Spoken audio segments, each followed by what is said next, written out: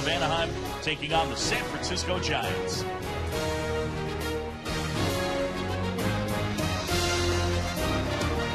Hi, everybody. John Shambi alongside Rick Sutcliffe and Aaron Boone. A couple of contenders matching up here today, and the Angels spent a ton of money this offseason shoring up the pitching staff with C.J. Wilson. But, Sut, the guy at first base that they locked up, he'll help a lot offensively. No, there's no doubt about that. When you just look at the career of Albert Pujols, it's easy to see why they call him an offensive machine. Just an average year for him is enough to carry a lot of ball clubs. But still, over the winter, there were a lot of other owners that said the Angels owner, Artie Moreno, was spending too much money. Artie Moreno says, I'm not spending, I'm investing. I plan on getting every bit of that back. And if Albert Pujols can get October baseball back to Anaheim, he'll certainly do that. Well, back in 2010, October belonged to the San Francisco Giants. And Aaron Boone, October belonged to Buster Posey, their rookie catcher then, and he's coming back from a nasty injury. Yeah, John, when Buster was called up to the big leagues in May of 2010, he instantly solidified the San Francisco Giant offense. He would go on to win Rookie of the Year and lead this team to a World's Championship.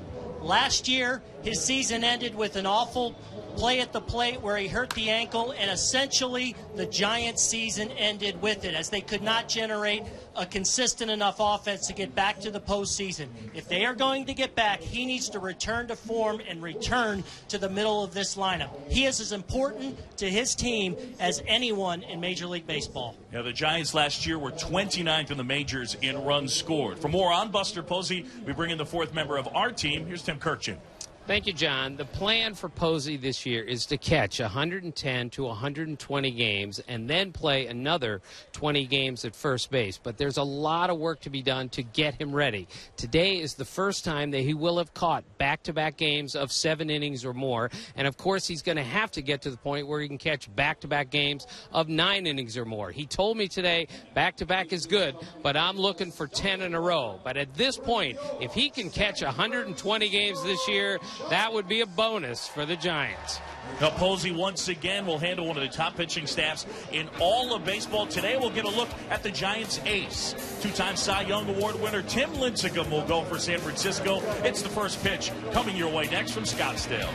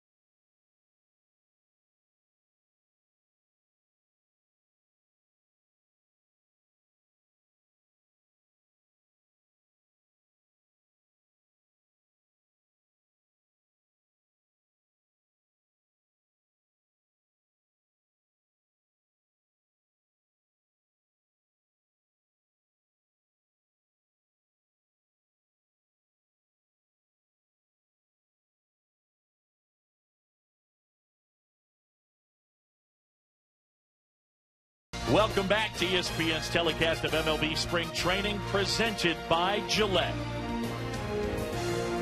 And here in Scottsdale, Arizona, from Scottsdale Stadium, a couple of teams that expect to be two of the top teams in their respective leagues, the Angels and the Giants. Kung Fu Panda and the San Francisco Giants out there in the West will be battling the Arizona Diamondbacks. Mike Scioscia, 13th season as Angels manager, and of course the World Championship in 2002. Here's the lineup that he'll throw out there. Last year, 10th in the league in runs per game. They have a guy making a transition from first to third base.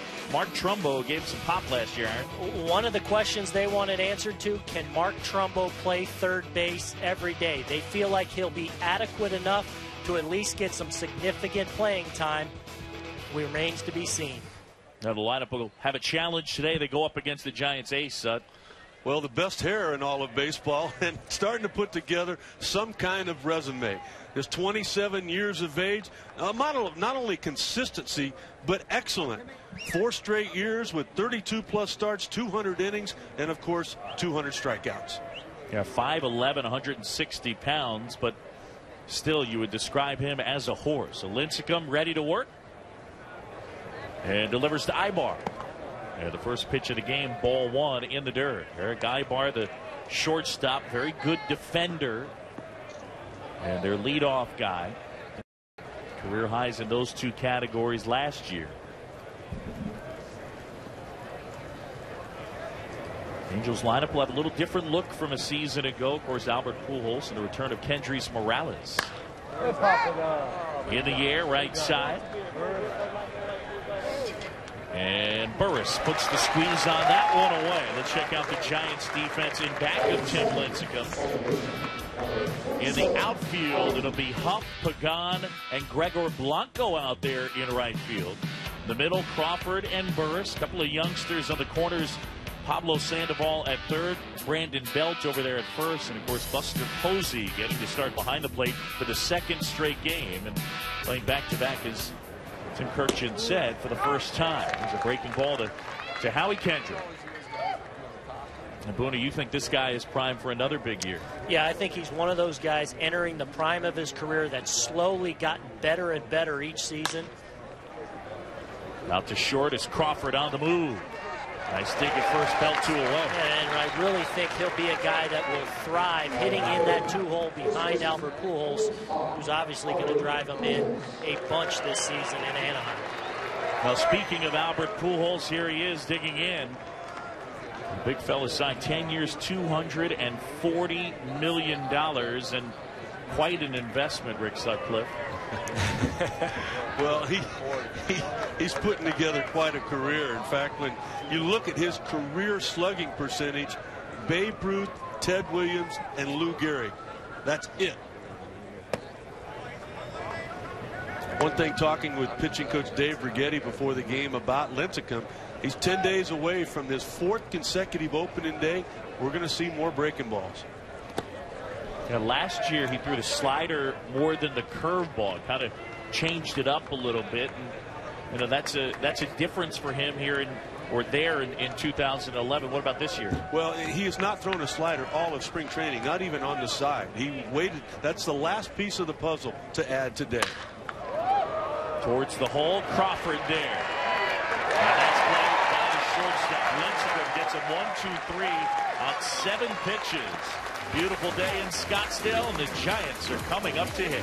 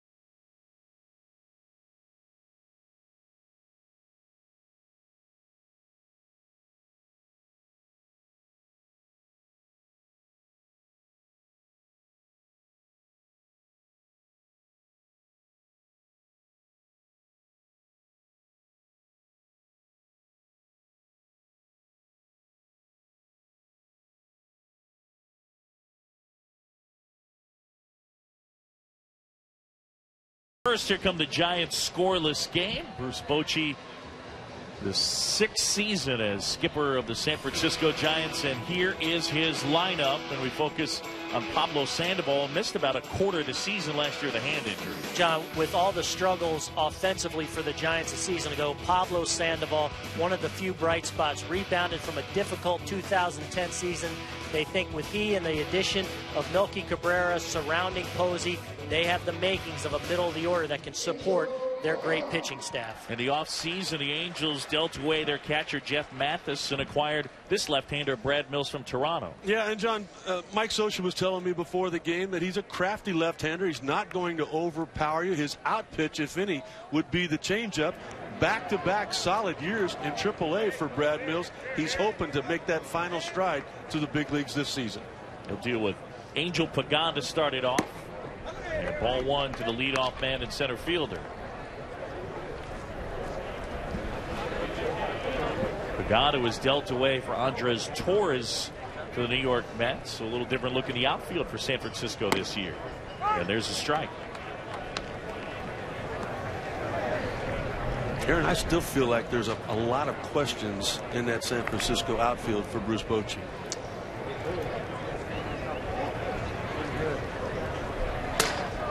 Sounded like it broke his bat. Popped up, and the pitcher will handle it. Well, you're right, Rick. Angel Pagan, who had an outstanding 2010 season, came back down to earth a little bit last year, has really struggled so far this spring. And I think one of the challenges right now for Bruce Bochy is finding someone he can count on in that leadoff hole. Pagan's going to get first crack, but they want to start to see some offense, especially as the spring winds down here. Now, one of the guys that is now in the mix, the man at the plate, Gregor Blanco, who could play all 3 outfield spots, runs pretty well. You could be seeing a decent amount of him. This team was on base percentage challenged last year, last in the league, and that's an area where he can help.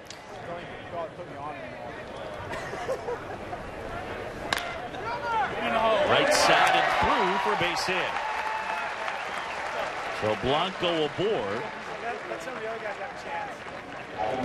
Giants a season ago, like the Angels, won 86 games. They finished 8 games in back of Arizona. Melky Cabrera, Angel Pagan with the team now. Beltran goes. Pat Burrell retires. Cody Ross. They deal away Jonathan Sanchez. And Buster Posey now back in the mix. Not really any good news to report about Freddie Sanchez. The discomfort, he got a shot the other day. Bruce Bochy told us before the game in that shoulder, but they're not looking for him to help anytime soon.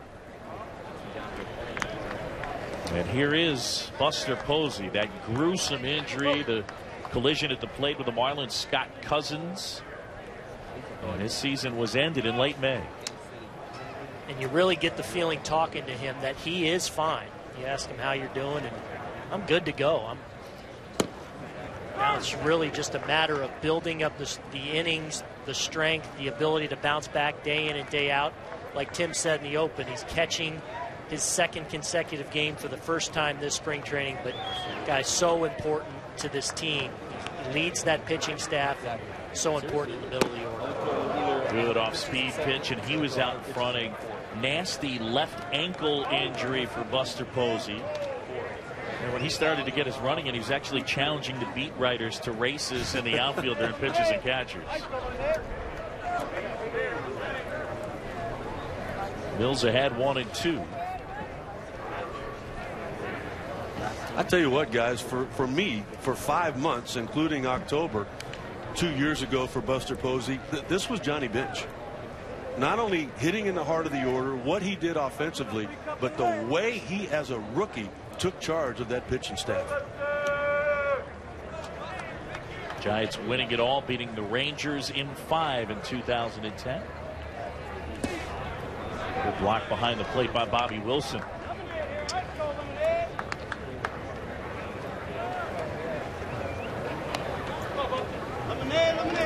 Posey, who edged out Jason Hayward for the 2010 Rookie of the Year. Here, a couple of guys, or a few guys who have won Rookie of the Year and won it all.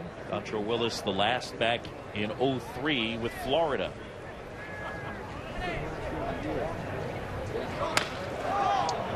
I think one of the real impressive things about Buster Posey, as we get a look at the nasty collision at the plate from a year ago.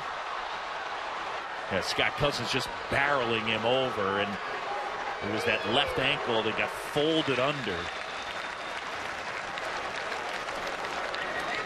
And he had to be helped off the field, and his season was over right there at the end of May.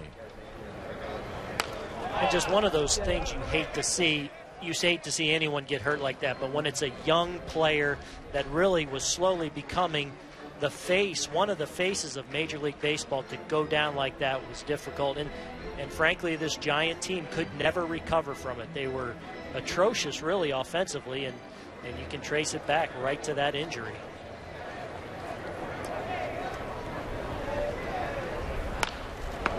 Pushes that one foul. But I think getting back to 2010, as great as it was, I think the most impressive thing to me was talking to guys and the leadership role he took from the day he had the respect of the great pitching staff and respect of veteran players who he's not a boisterous, a loud type leader, but he definitely was a voice for this team as a rookie. Son, how big a deal is it as a pitcher when you're working with a rookie catcher and to gain confidence? There's such a comfort zone in that relationship, but I really think as a pitcher, they missed his bat more than what he did behind the plate. He was an offensive machine. Whiteside, you know, their other catchers are solid defensively. They can catch, they can throw, they handle the staff well, but I mean, it's just rare to have this kind of offensive power from a guy that's behind the plate. Another throw to first. Last year, I mean, the facts. He goes down 378 at bats between Chris Stewart, Eli Whiteside, and Hector Sanchez. They combined to hit 205. No, Napoli went to Toronto and they traded him again. Did they trade Mathis as well? Did he go? Runner on the move. Great jump, Gregor Blanco. Well, that's already his 10th stolen base this spring training. Mills keeping him close, throwing over a lot, but a great read off the left-handed pitcher, and Blanco easily beats that throw to second base. Take a look from here, a great jump. But Rick, you were saying there's question marks in this outfield. Gregor Blanco has kicked in the door and really made a case to be not only on the opening day roster, but to be in the starting lineup. And he may very well find himself leading off ball games. There is a buzz around camp about what Gregor Blanco has come in and done, the quality of his at-bats, the ability to work the count. And that's something the Giants need. They need guys to get on base in front of the middle of this order. And I think Gregor Blanco's going to get that opportunity. I totally agree with you. I remember watching him for Team Venezuela back in '09. He hit 400. This guy looked like a star in the making, but it just hasn't happened yet. On a hop, and Ibar able to collect that one and throw out Posey. So an extended at bat, a good at bat for Buster Posey. 2 down. 9 pitches. Let's check out how Buster Posey was getting down the line. And this is probably one of the last things, or the slowest thing to come, is his base running. And look, he's not a burner, never has been, never will be. But I think the one issue he's had is stopping and starting on the bases, cutting, turning the corner on the base pass. Really, catching has not been much of an issue at all this entire spring. Pablo Sandoval takes a strike. Well, I think that the biggest area that they'll focus on, how does he feel tomorrow after playing back-to-back games, Buster Posey? Lower hips. Kung Fu Panda, we mentioned the injury last year. This is another guy that they need to be productive this season. Well, and we know that with Pablo, he's going to be a lot more productive from the left side of the plate. A switch hitter, he's going to be in the heart of the order. Not really been swinging the bat well as of late in spring training until yesterday. Chase there. He did have LASIK surgery in the offseason. See a lot of guys do that between seasons, and there are the splits. I think a lot of times the numbers will fool you a little bit with the Giants when you think about that park that they play in and how pitcher friendly it can be. Lifted in the air is Kendrick with the sunglasses on, puts it away. And the Giants leave a man. End of one here in Scottsdale.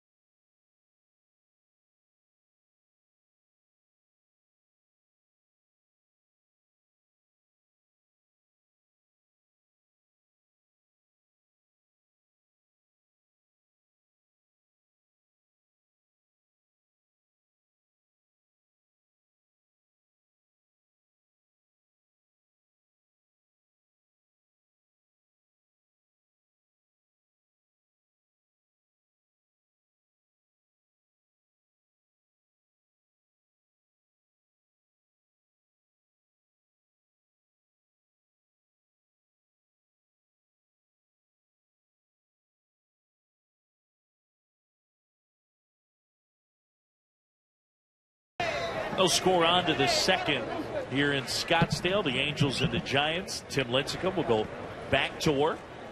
Last year posted a spectacular ERA of 2.74, but didn't get a ton of support. Only won 13 games. Delivers up and in, ball one to Vernon Wells. He's on the MLB preview issue cover is Tim Lincecum with Clayton Kershaw. Kind of cool shot with the two of them on the front. Here's a look at that cover.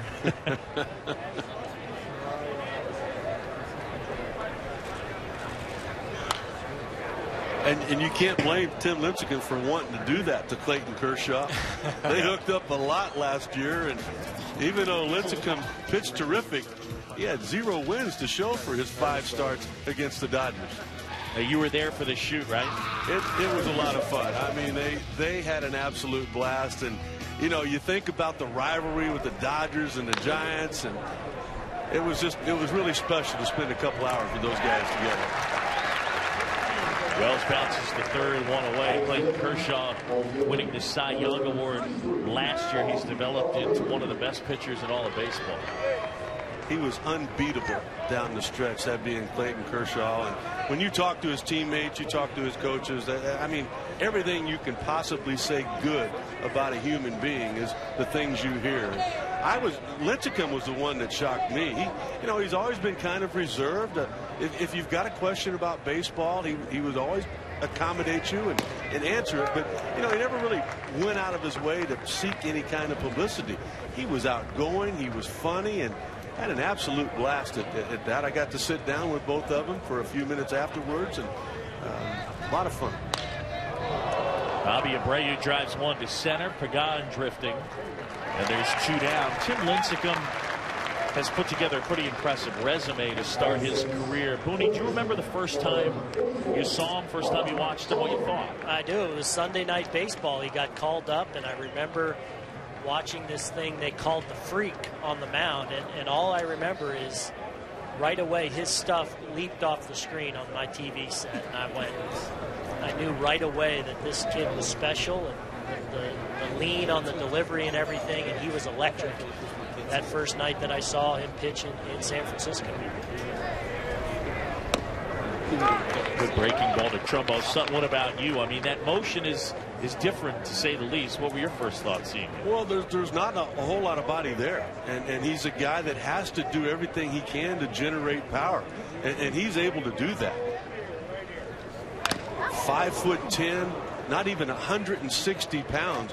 When you talk about a big league fastball, John, you talk about having one of three things. You want velocity, you want late life, late movement, or you want deception. When you talk about the fastball of Tim Lincecum, he's got all three.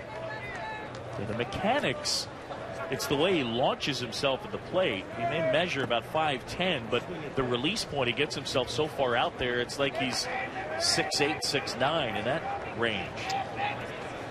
You know, it was so impressive to me about Tim Lincecum. Remember in 2010, I believe it was August, he really struggled.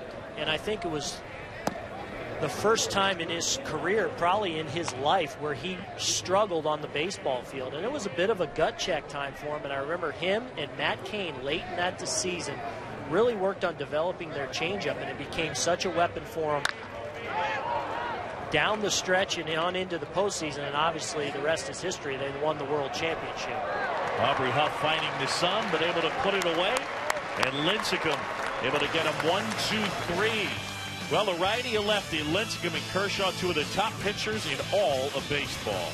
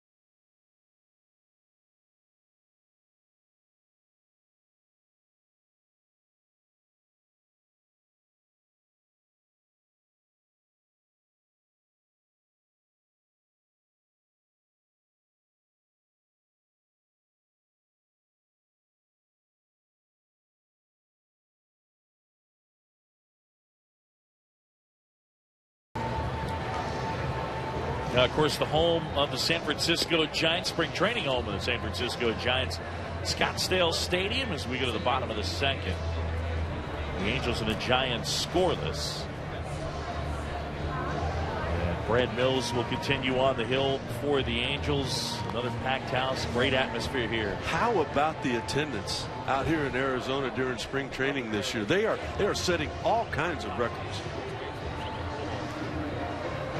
The game continues to explode, and I know everybody that gets a chance to be a part of spring training out here absolutely loves it. John, and don't you think, too, the way the season ended last year and right on through the postseason, the excitement of Game 6, the World Series, Game 7, you know, when the regular season ended, that Game 162, I don't ever remember a better day in baseball than that. Yeah, as good as it gets. A lot of excitement. Now here's Aubrey Huff dealing with the Angels and Albert Pujols. And today Huff getting the start in left field. You know that he would prefer to be playing first base. Huff last year actually began the year as their right fielder. They started the year with Brandon Belt as their first baseman. Yeah, that didn't work out very well with him in right field. I saw some of that. He had a good line at the beginning when Brandon Belt was told he had made the team. He actually teared up a little bit when Bruce Bochy let him know. And Aubrey Huff said, "What are you crying for? I'm the one that has to play right field." You know what, Aaron, I know you can relate to this too. Like, what's going through the mind right now of Brad Mills and not knowing where he's going to be in 2 weeks. Little roller right side. One down. Well, Rick, I think that's a great point. Look, he has come out and done everything he's needed to do to pitch himself into the competition, to maybe even pitch himself onto this team. But he can take solace in, let's say he doesn't make the team as that fifth starter. Jerome Williams threw in a minor league game. Everything went well. You know what he's done? He's planted a seed in Mike Scioscia and the rest of the coaching staff's mind that, hey, when trouble amounts, when somebody goes down, I'm ready to step in and be that guy. And so far what we've seen of him today, he's on top of his game. And you know what? They're not going to need that fifth starter Mike Scioscia was talking about because of off days in the scheduling till April the 15th. So, you know, it might be the case with this youngster. You send him down, get him a couple of more starts so he's even more ready. Yeah, at times we get so close in these spring training fifth starter battles, like the Red Sox, for example, and you kind of forget that the way the early season starts, a lot of times the fifth starter isn't a factor early. Strike to Belt. And count 1-2. I think back to 1979, and I didn't know if I was going to make the Dodgers or not. And if I did, I was going to be the 13th man on the staff. And I went ahead and rented an apartment in Albuquerque.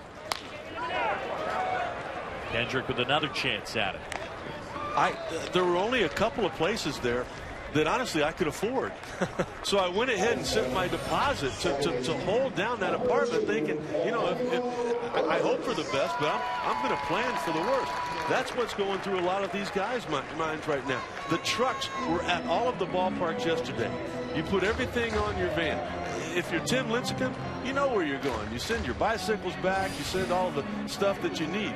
If you're Brad Mills, you don't know what to do. Three different options there for Mike Scioscia. And really three different types of options. You had Jerome Williams, the former Giant, who's a veteran type. This guy kind of on the cusp. He's had some time at the big league level, but he's been a AAA guy, so he's been close. And then Garrett Richards at 23, trying to make the jump from AA. Third base, Trumbo right there, his first chance. And fires a strike to Albert Pujols. Mills works an easy second. We'll go to the third in a scoreless game.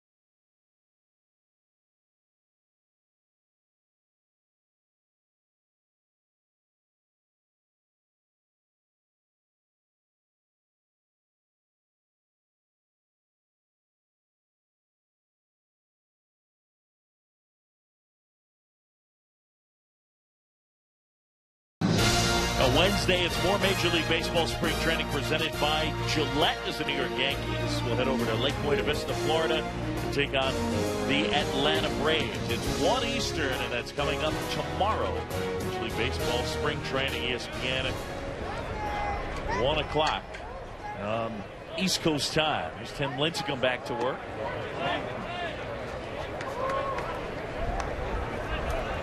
It'll be the bottom third. Borges, Wilson, and Mills against the righty. Peter Borges, one of the fastest players in the American League, and guys, a great defensive center fielder. Yeah, and one of the reasons Torrey Hunter, who's still very good out there, was willing to move to right field because he realized just how special Peter Borges was or is and how much ground he's able to cover. And to Torrey Hunter's credit, he's moved over to right field and been an impact defender in right field. It just gives them another center fielder in the Angel outfield. When you look at the defensive range for an average center fielder, those are the balls that an average center fielder gets to in the red. Look at Borges, the extra ground that he covers. And it's a park that plays big, so you need somebody that can cover a lot of area out there. I mean, that's a lot of extra space that guy is able to get to. You'd figure a Gold Glove is in his future. Well, you're exactly right, particularly when he moved 12 Gold Gloves from that position. The 9 consecutive Gold Gloves for Torrey Hunter. And let's not forget Vernon Wells, that was his position in Toronto, and he played it terrific for a lot of years. And Rick, you know, as a pitcher, center field is one of the few positions on the field where if you have an impact defender. Yeah. Rip left center field. Huff on the move, can't get there. And speeding around third, Borges in to score. Wilson with an RBI double. The Angels lead it 1-0. When you have an impact defender at center, short, catcher, it changes the game once a week. They run down a ball that elite guys don't, as we see Wilson, the catcher, look like a hanging slider out over the plate and just sticks it in the gap. And Borges doesn't even have to break a sweat to score on that one.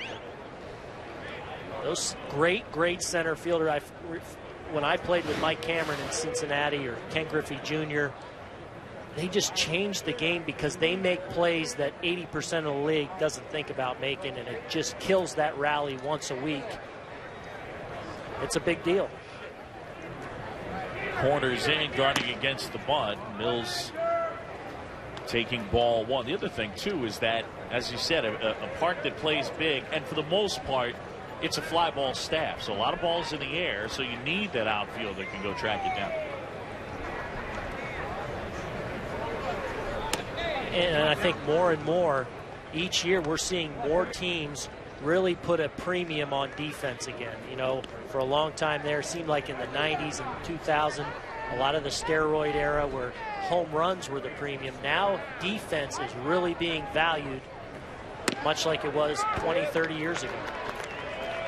I think the Rays are a good example of that. Tampa Bay, they really catch it. In 3 of the 4 years that they've made the playoffs, their defense has been brilliant. That's the one thing that their manager, Joe Madden, talks about. We play terrific defense on a nightly basis. 2-2 now. I don't think we're going to swing the bat here, boys. I think Mike Scioscia has sent a message to his young pitcher. We're an American League team. We don't do a lot of this. And the last thing I want to see is you get hurt against Tim Lincecum. So Brad Mills up there observing and evaluating, basically. And I think Tim Lincecum knows that as well. He's just having trouble right now. Since all of a sudden he got put into the stretch, he can't find the zone.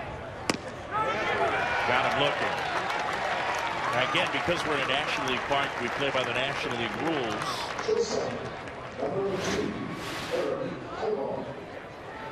Take a look at the replay here, catching the outside corner. Well, you know, when Buster Posey brings it back to the corner, even he thought that should have been ball 4.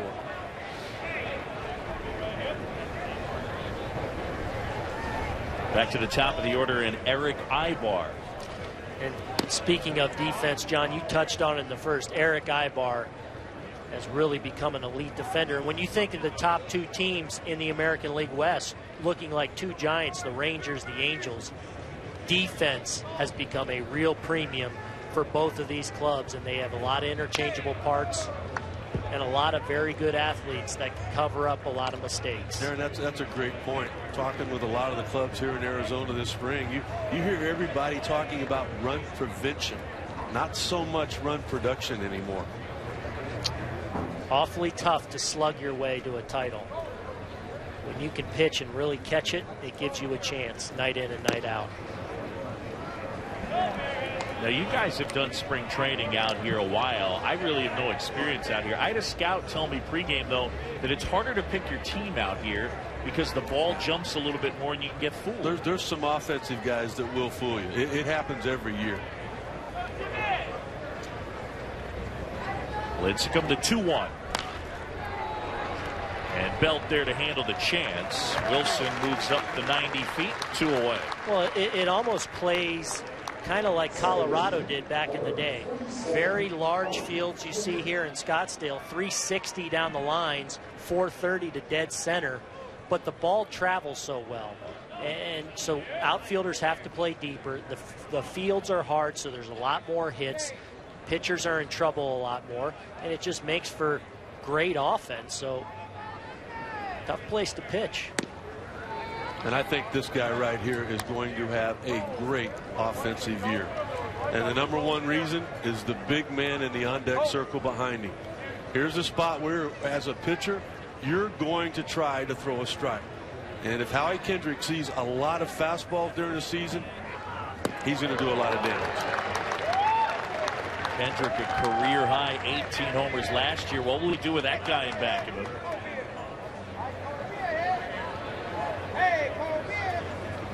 I think you can look for him to get that average up to 300, maybe enter the 20s in home runs and score a boatload of run in this potentially very good offense. I think he's going to drive in a lot of runs as well, with Borges probably going to be hitting 9th in that lineup. As you mentioned, Ibar, he's become one of the better players in the game in the leadoff spot. He's going to have a lot of opportunities, and you're right, standing on first base, Albert Pujols is going to drive him in from there quite a bit as well. That one right at Crawford. Kendrick retired, and that is the inning. But the leadoff walk to Borges leads to a run as Bobby Wilson delivers an RBI double.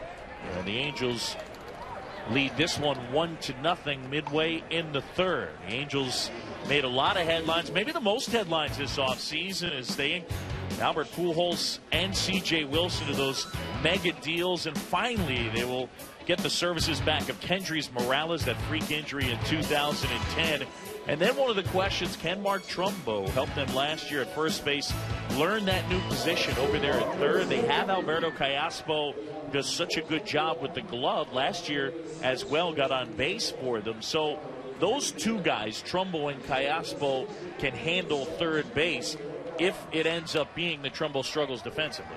Exactly. Let's not forget, Callaspo is a great defender, but he's a very good offensive player too, so it's not a bad option. And I think they feel like they will feel like Trumbo can play it adequately enough to get some starts there. All right, for more answers on this Angels team, we go downstairs, and Tim Kirkchin standing by with the Angels skipper.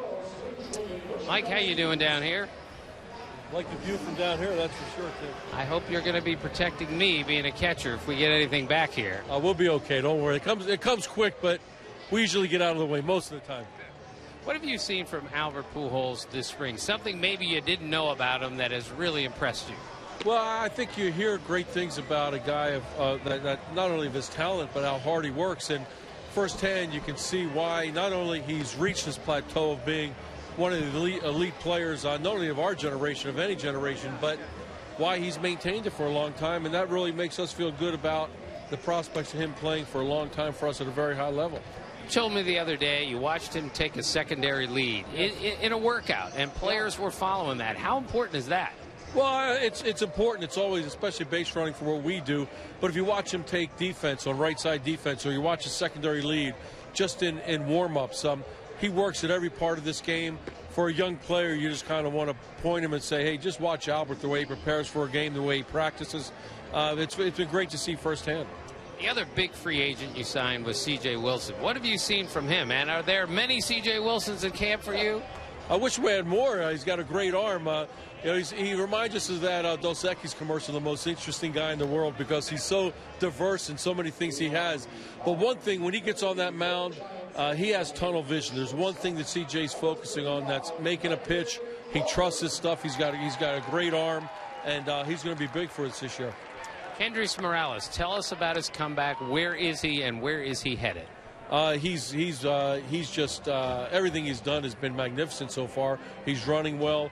Today, since we don't have a DH, he's playing in a AAA game, getting some at bats. But he's hit great from the right side, left side, running well. He's gone first to home, broken up a double play. He's done most of the stuff that we, that he's going to need to do in. Most of the stuff he's going to need to do to play this game on an everyday basis. And again, opening day, what's the likelihood that he'll be ready opening day? Well, he'll be ready. If there are no setbacks, he's going to be ready. If he's, he's ready to play in a major league game if we opened up today. There's a question, obviously, with stamina. No one has a crystal ball to know how many he's going to play in a row. He's ready, and hopefully there won't be any setbacks, and he'll be ready to go, and he'll be on our opening day lineup. Big experiment this spring is Mark Trumbo to third. We just watched him throw it across the diamond. We know this. He can really throw. How has he done down there? He's been terrific. We just need him to make the routine play, Tim. And he's done more than that. He showed good range. You're right about his throwing arm. He can throw with anybody that's ever played third base. He can really get it over there. And his hands have played well. And he's certainly going to get a lot of looks down there at third for us. How much does it help that he's a good athlete, good feet, all that? Well, he wouldn't be able to make that transition. We wouldn't even have attempted it if we didn't see that agility. He's looked good in right field. He's really become a good first baseman, and he's taken to third base and doing a nice job. Where is your bullpen right now, Mike, as far as building it and your closer and everything else? Well, that's still a work in progress, as most bullpens are in the spring. Jordan Walden, his last couple hours, has really stepped up. Scott Downs, LaTroy Hawkins. These guys are all throwing very well. And one guy that we had a couple years ago pitching well that is back and seems like he has his stuff back is Kevin Jepson. So I think the depth of our pen is going to be important. And although we have great starting pitching, you definitely need those guys who are going to hold leads at the end of games, and we'll get there. And what is the status of the fifth starter on this club? It's a number of guys, and one guy we're looking at right now, Brad Mills, is one guy that we're looking at. Garrett Richards has really pitched well, had a great outing. Jerome Williams was slowed by a hamstring. He's getting back, and Trevor Bell is also in the running. He threw the ball very well the other day. So those four guys, one of them is going to be there. We're very confident that that fifth starter is going to give us a chance to win anytime they take the ball. Thank you, Mike. Back to you guys. We appreciate Mike Scioscia stopping by. We go to inning number 4. The Angels on top, 1-0.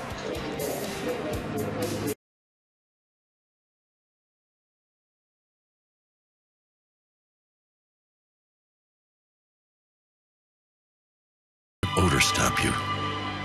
Gillette Odor Shield turns odor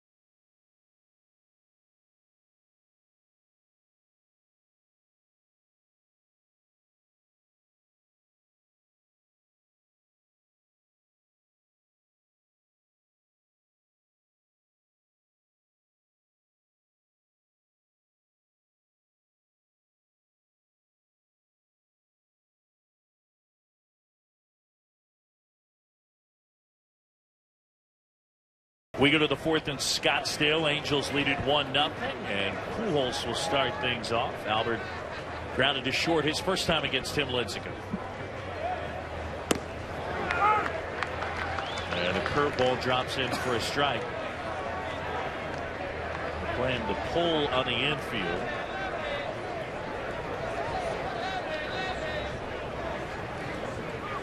Well, you know that he's going to help this lineup a lot. You know, the Giants struggled to score last year, but the Angels did at times too. Well, there's no doubt about that. And there's a lot of ways that Albert Pujols is going to help this lineup. They talk about how he's taken the young Ibar underneath his wing. They hit in the same group every day. A lot like what he did with Yadier Molina. Yadier got to the big leagues because of his glove, but all of a sudden that offense started catching up. You look for Ibar to break out. And then the protection behind him.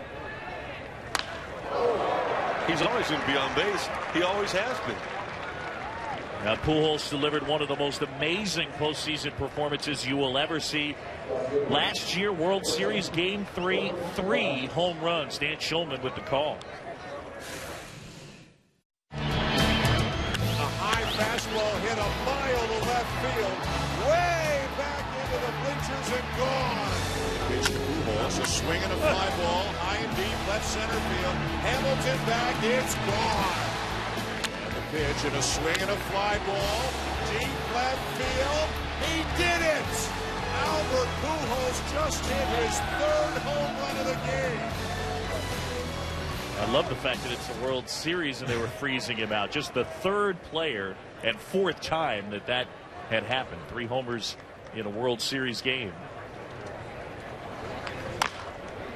Look, and you are not Albert Pujols without having tremendous focus, tremendous professionalism, both of which he's had. But you get the sense that there's a little bit of a rejuvenation. He's come in tremendous shape, and I expect him to have one of his best years. And obviously the greatness of his career, that's saying something. I think he is revived, excited to really be a part of this Angel team. Posey looking for the pop-up as he got rid of the mask. You know, Aaron, I totally agree with you. And everything that I've heard from the Angels about Albert Pujols so far this spring has indicated that. He showed up with the pitchers and catchers. He got here early. He wanted to get to know his teammate. He wanted to know more about the organization.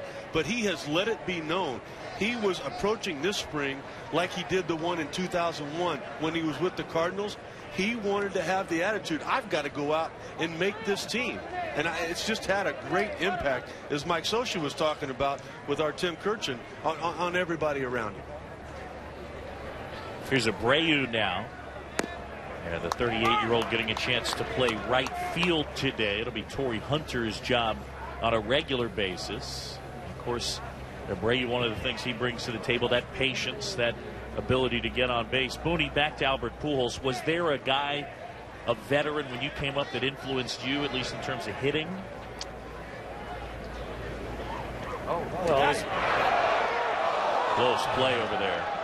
It was our colleague, Barry Larkin. Definitely, me as a third baseman, him as a shortstop. You see, Albert leading. Don't sleep on Albert there in a very close play at first. Albert's a guy who, despite not having a lot of speed, not being the most athletic guy, is great at running the bases, is great at sensing when you're not paying attention, and he'll swipe a bag if you don't keep an eye on him. And Tim Lincecum made a good move and almost got him. Right. Pujols on the go. Posey got him in second. Good hands by Brandon Crawford. John, you make a great point there. Because the way Crawford caught this throw gave him an opportunity to get the tag down in time. You know it's going to be a short hop. You read that. But watch how he goes up high with the glove, and then he comes down. Instead of catching the ball and going up, he went right up to where that ball was at its peak, and he brought it down immediately. Albert Pujols just barely being thrown out on that throw from Buster Posey. And it's another thing that we'll focus on with Buster Posey. Quick release, I know that the short hop isn't what he desires, but footwork to throw the ball is one of the things you look at him coming back from that gruesome injury. And guys, more run prevention. Crawford's going to be their everyday shortstop. You just think about that play. If that ball gets by him, Pujols is at third base with just one out, and all of a sudden now you're looking at probably a 2-0 lead.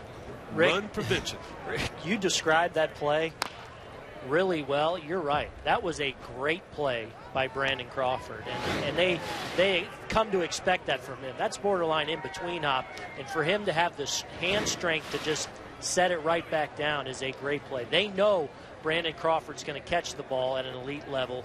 Does he hit enough to allow him to be a very good shortstop in this league? That's what they're waiting to find out. And Bobby Abreu will take his base, and again, a thing he does so well. For Bruce Bochy, he'll watch his young shortstop out there every day. Now, last year they were last in the National League in terms of OPS out of the shortstop, and yes, they need more offense, but the key again is going to be how steady is he out there. That's what they need from him first and foremost.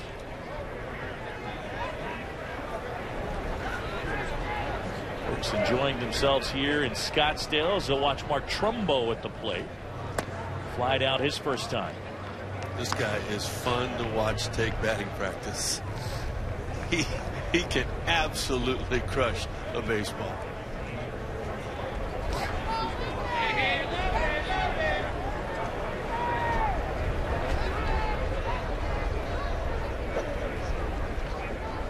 Lincecum the 1-0.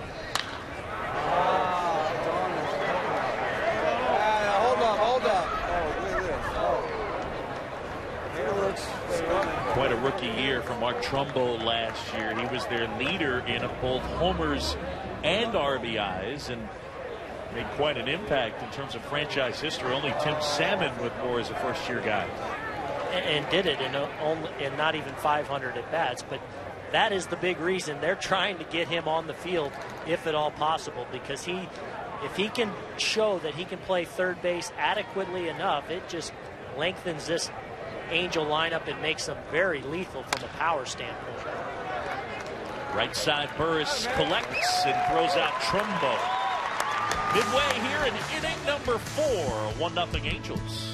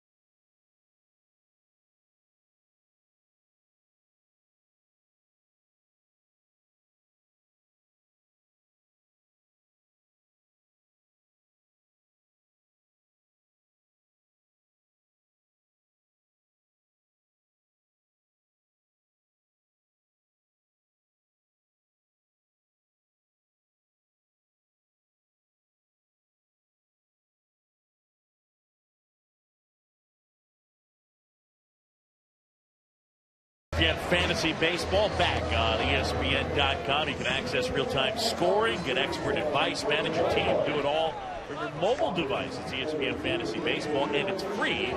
ESPN.com/fantasy baseball. right, so we talk fantasy baseball pitching-wise. I mean, look, this all, whether you play fantasy baseball or not, it lines up and includes a lot of pitchers on both these teams because both these teams will pitch. But you have, of course, Jared Weaver at 6, Lincecum at 7, Dan Herron, Matt Cain, Wilson, Bumgarner, a lot of pitchers from these two teams on that list. I tell you what, for me, the Angels have 4 guys. I mean, their number 4 pitcher could be the Cy Young Award winner this year. Now, no disrespect to Mr. Verlander. Sure. And I did pick Justin to win it again, but they have that kind of ability. Thinking about playing fantasy baseball for the first time this year. You know, I've never played. I'm kicking around, getting in. A couple of people have asked me to get in their leagues, and I'm kicking it around. I figure it could be fun. What would the team name be? Boondog Los Angeles. You're better than that. There's something you can come up with that's better than Is that. it legal for us to play with some of the inside information that we get? I mean, why do you have to drive the happy bus off the cliff? I mean, can't we just have some fun with it? You got to take advantage, man. Take advantage. Boone, you're going to come up with a better nickname for your team. Well, I can't say my real nickname on the air. Okay. So you're going to do this? You're serious about it? Kicking it around. Gregor Blanco, an extended at bat, filled up on the right fielder. And to the right side, sliding stop Kendrick.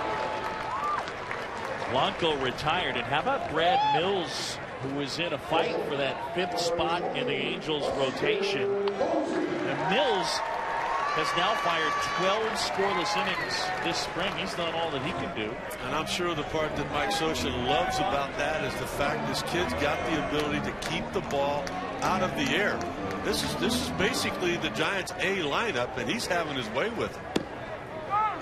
You know, we heard about that changeup, Rick, and he's had a lot of these good hitters really look bad on it. He's tied some guys up, the ability to cut the ball inside. Been in command of this game. I like the pace that he has, how he's just kind of set the tone along with Lincecum that, hey, you know what, I realize against you it's going to be a pitcher's duel. Look at the ground balls there, how he's taking advantage of that infield.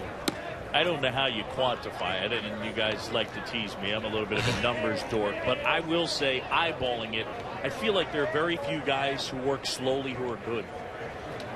As a defender, I always felt like when a guy works slow, and it shouldn't be this way, but it affected you on defense. It absolutely does, because you get a little bit stale out there on a certain pitch, and one time a game it could affect a play. And the guys that work fast don't seem to run into that. I think the better way to verbalize it would be most of the guys who are really good work quickly. At least it seems that way. You agree with that? I do, and I'm pretty excited about our opening day drawing when I understand we might have the best in all of baseball with Mark Burley on the mound. Yeah, he is as fast as it gets. Buster Posey aboard, so we'll get a chance to watch Buster run. Coming up, we'll check in with our injury expert, Stefania Bell, and she'll give us some updates on both Buster Posey and Kendrys Morales.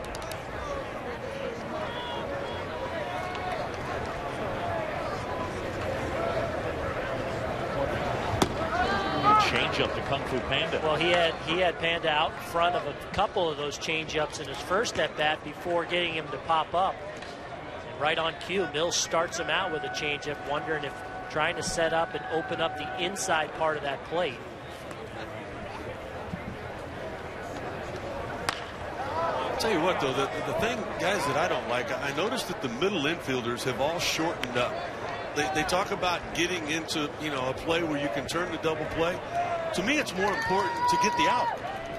By shortening up like that, if all of a sudden there's a ball hit just one step that you don't get to, those 2 steps that you came in to turn the double play is where you lost that step. Sandoval does not run well. You can turn the double play from normal depth. I see that so many times, and I think it's just a big, big mistake that teams make. Our ideal right now is not to get the double play. We want to get this one out. And by shortening up like that, you're not helping your pitcher do that.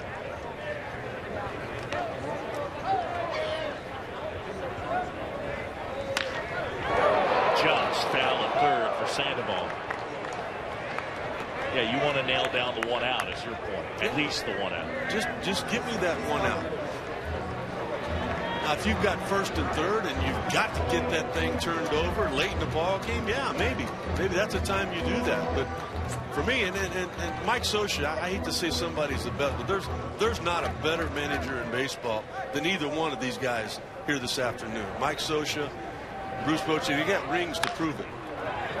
Roller to the hole. And a nice throw there as Ibar, hopping up, was able to get the lead man.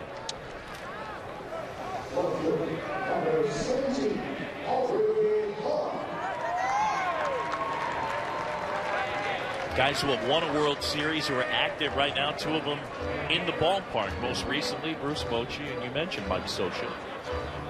I just think, too, about how many times both of these managers have taken their teams to the playoffs. The run that the Giants had, unbelievable. How they were able to come back and overtake the Padres in game 162, and then Bobby Cox and the Atlanta Braves. They were able to go to Philly and slay Goliath, the Philadelphia Phillies that year, and of course beating the Rangers. These two guys, you know, you will never be outgunned from a managerial standpoint, night in and night out.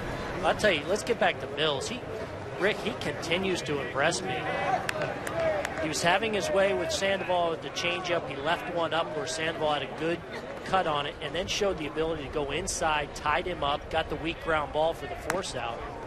This guy pitches with a lot of poise, with a lot of purpose, and again, definitely stating his case to be a part of this team, or to be a part of this team at some point. Well, and even though Sandoval hit the ball hard, it was hit on the ground. So there's some late life down in that strike zone for the kid.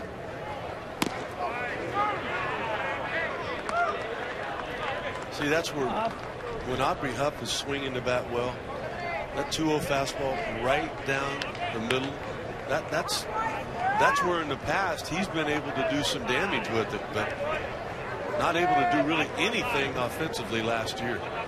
So he and Pat Burrell were the leaders in the clubhouse for that 2010 team, the veteran position players, and they kept it light and loose, former teammates at the University of Miami.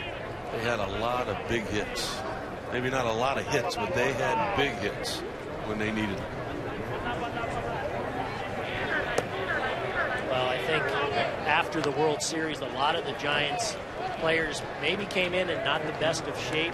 This offseason, Aubrey rededicated himself to getting his body, especially as he gets up there in age, into better shape. They feel like he came into camp physically ready to go. He takes the walk there. And to a board with 2 down and getting extended. And Brandon Belt will come up to him. Aubrey Huff starting today in left field. He is their everyday first baseman, however, and with Brandon Belt coming up to the plate, what are your thoughts? Brandon Belt make this team? I don't think so. I think they're going to send him back to AAA just to get the everyday at bats. But I think there's also, Rick, going to be a short leash with Aubrey Huff. If Aubrey gets off to a slow start like he did last season, I think Brandon Belt is going to get his opportunity and an extended opportunity. But I'm not sure they want to keep him where they're playing him a couple days a week as we look at GM Brian Sabian. But it is one of those decisions that the Giants have to make. And I think a 3-run homer right here might even change that decision right now. That coin probably still in the air. I agree with you. That's the way they're leaning. This one driven center field. Borges back. And looking up into the sun. Pulls it down. There's that blue area that we were talking about on range. Yeah, showing off the heat map range. Peter Borges. Giants lead 2.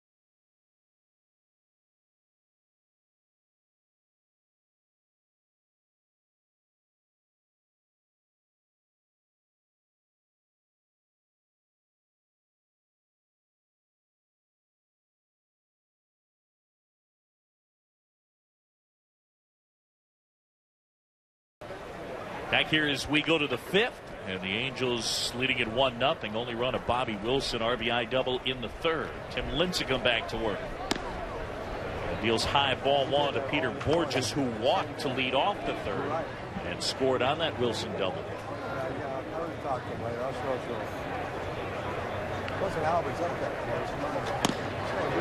Guys, this guy continues to learn. I think at some point down the line maybe could end up hitting lead off. He's improved his on-base skills, and second half last year he hit 9 homers, 9 of his 12. You know, Mike Scioscia would love to have that speed up at the top of the order. He's in pretty good shape right now, though, with the 1, 2, 3 guys that he's got there for him. And speaking of speed, in Peter Borges and outstanding prospect Mike Trout, who will probably start the year in the minor leagues. Air ball down the line, and we'll get a chance to watch him run. But in Borges and Trout, they have 2 of the fastest men in baseball and 2 guys that they think are going to be pillars on this team for a long time to come. It's a little fastball right down the middle, and Borges hooks it down the line, and we get a look at him busting it right out of the gate, just in case that left fielder is able to cut it off, but you can forget about it. You know, he's a guy that hit over 290 in his career at the minor league level, and then last year hit over 270 with all of those infield bunts hits, and of course 11 triples. That normally turns into a run. You saw 17 bunt hits last year for Peter Borges. All right, so here's his stat for you guys.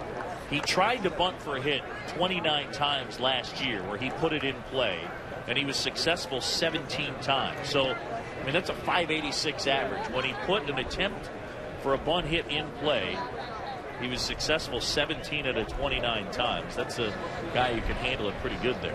Well, and just the fact that you're a guy that does that, you tried to do it, you know you're going to bring those corner infielders in, and there's a lot of ground balls that will get past those guys because of it. And it's that kind of baseball that's been a staple under Mike Scioscia and the Angels. They have always had a reputation of doing little things, kind of playing a National League quote-unquote style of baseball. They run the bases extremely aggressively. They like to use the hit and run, the bunt. And Borges, a guy that I would call a Mike Scioscia type player. I remember back in 2002 when, John, as you said, they won the World Series. Mike Scioscia's team led all of baseball in productive outs. Lincecum ahead here, 0-2. Taking lots of time and eyeing up Borges. The one thing we know, this Angels lineup will be better this year because of Albert Pujols, but it'll also get some help from the return of Kendrys Morales. Missed him all of last year. And that freak injury in 2010, I mean, after a walk-off home run. Yeah. Celebrating at the plate. You're talking about a guy, when healthy, was turning into an MVP candidate. And I think, guys, a real X factor for this team. You're talking about a switch hitter with the ability, when right, to hit behind Albert Pujols in this lineup. He is, to me, the great equalizer and enables them to be right on par, if not better, than even the Texas Rangers. 2-2 now. Lincecum has really slowed the pace down with Borges out there at second. And Wilson with a good rip at it. Here's a look at that injury. Really odd. That walk-off homer, and it came against Brandon League and Seattle. The celebration at home plate, and he goes down in a heap and had to be helped off the field. He got carted off the field, didn't he? Yeah. Yep. I mean, they knew right away.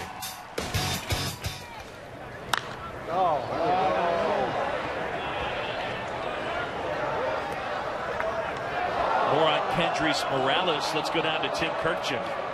As you know, this comeback is crucial for the Angels for this reason. he can come back and hit in the middle of the order and hit 25 home runs, that allows, of course, them to move Mark Trumbo to third base. If Morales can't make it, then Trumbo goes back to the DH, and they lose a big-time hitter in their lineup. When I talked to Mike Soch about a week ago, I looked at the lineup and I said, this looks like the lineup without Kendrys Morales. And he looks at me and goes, oh, he'll be in the everyday lineup when the season begins. That's how confident they are that he will be back.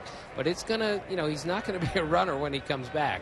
But I've seen him take batting practice 3 different times this spring, and he is crushing it. Well, Morales, his last full season in 2009, was a monster for the Angels. Ripped to left field. Wilson continues to have good at-bats. Borges blazing around third. He'll score. And both Angel runs coming with Wilson knocking in Borges. It's 2-0. Well, and I think Borges gets a lot of the credit. We saw Timmy Lincecum paying a lot of attention to him at second base. Even with no outs, knowing the Angels, they don't care if they make the first or third out at third base. They're going to force the envelope. Maybe it led to that pitch getting a little bit elevated. Bobby Wilson able to take advantage and pick up another RBI. Well, we did not see Brad Mills swing the bat his first time. I'm a bit surprised that Mike Soch wouldn't just try letting him bunt in a situation like this, but watching him take that first pitch, it looked like the take was on again. You know what that tells you is the Angels pitchers aren't doing a lot of bunting, a lot of that type of thing in spring training. So he's not going to risk a finger in this spot. Maybe Mills not bunting correctly. Just go up there, take your pitches, and get back on the bump, son. And again, Lincecum having trouble throwing strikes to the pitcher. And now Dave Righetti will go out and talk. Remember, the same thing happened last time. Mills took him to the limit, 3-2, and Lincecum struck him out looking on a borderline calls. You look at Tim Lincecum's line, just 1 strikeout. Dave Righetti out there, and Rags, you think about Dave Righetti and his career with the Yankees, a starter, a closer. He's turned into one of the best pitching coaches in baseball. Well, he certainly has. I mean, a lot of these guys, Lincecum, Kane, Bumgarner, they were drafted by this organization. They were developed under Dave Righetti and the plan that he put together, and now they're succeeding because of those 3 guys. And like you say, he's been in charge from the very beginning of their careers. Trying to find the strike zone here is Tim Lincecum. You just play catch. I mean, that's what Dave Righetti did. He went out there and he said, hold on a second here. He's not going to swing the bat. Just play catch. You and Buster, like you're the only 2 out there in the stadium today.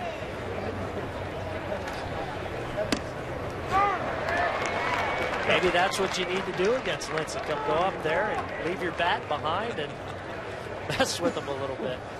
Make him work. He'll now filled up again. And again, he got him looking. I really think there should be a stat, guys, for the pitching coaches when they go to the mound. What happens to that hitter in that key at bat? How many times can you go out there and help your guy turn it around? Dave Righetti getting on the phone right now. He had said that Lincecum could throw up to 90 pitches today if he had an easy time doing that. This has been a little bit of a struggle this inning. Runner on the go. Ibar gets a piece. Well, there you see Bobby Wilson, the catcher, not a good runner, but the Angels, who love to get the game in motion, hit and run the first pitch with Ibar, but he fouls it off. As Lincecum now at 72 pitches on the afternoon. Well, and with his spot coming up third in the bottom of this frame, not that that matters in spring training, but if he can get through this inning, it'll probably be it. Runner goes. Posey dead on strike at second. That was gorgeous. Second guy he's thrown out today, 2 away. Mike Soch putting on the hit and run on back-to-back pitches in hopes that his hitter can put the ball in play. When that does not happen, Buster Posey places the ball perfectly at second base. And look, it's a blown-up hit and run, and it's Bobby Wilson, the catcher, running. But if you're a Giant fan, it's very encouraging to see Buster coming out of the chute like that, making accurate throws, throwing guys out. It's a big deal not only for him and his confidence, but I think Bruce Bochy and the coaching staff seeing that, hey, our guy, he's coming back and he's going to be fine. Right-sided through for a base hit. So Ibar with a 2-out single, and the inning extended for Howie Kendrick. Yeah, Buster Posey, the challenge is, Boone, you mentioned stopping and starting with running, just kind of sitting on that ankle, but then also with throwing, the throwing motion, you're replacing the feet basically when you get up out of the crouch to fire, and that puts some pressure on the ankle. Yeah, and it's not even so much a pain thing necessarily, but over time, building it up and maybe fatigue setting in, so that ultimately messing with your footwork, which is so important. Runner goes, Posey there, and that one squibs away from the second baseman Burris. So that one just a little late, a little short, and a successful steal for Ibar. You're not going to slow Mike Scioscia down. I don't care how many guys you throw out. He is going to continue to try to apply the pressure. And when he's got a 2-0 lead right now, he's going to continue to try to get people into scoring position for the heart of the order.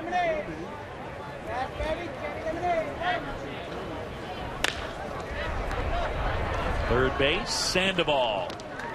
And he handles the chance. Well, coming up, we'll talk injuries with our injury expert. Stefania Bell will join us. Talk Buster Posey, Kendrys Morales as well.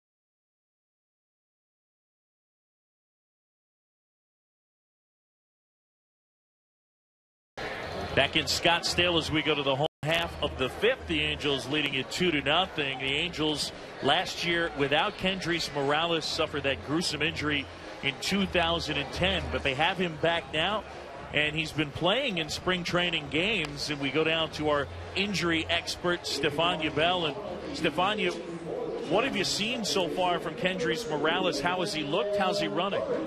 Well, the fact that he's running at all is really the most important thing. Remember, after that freak injury, you talked about it earlier in 2010, last year the issue was he could never progress to running the bases, nor could he run at full speed.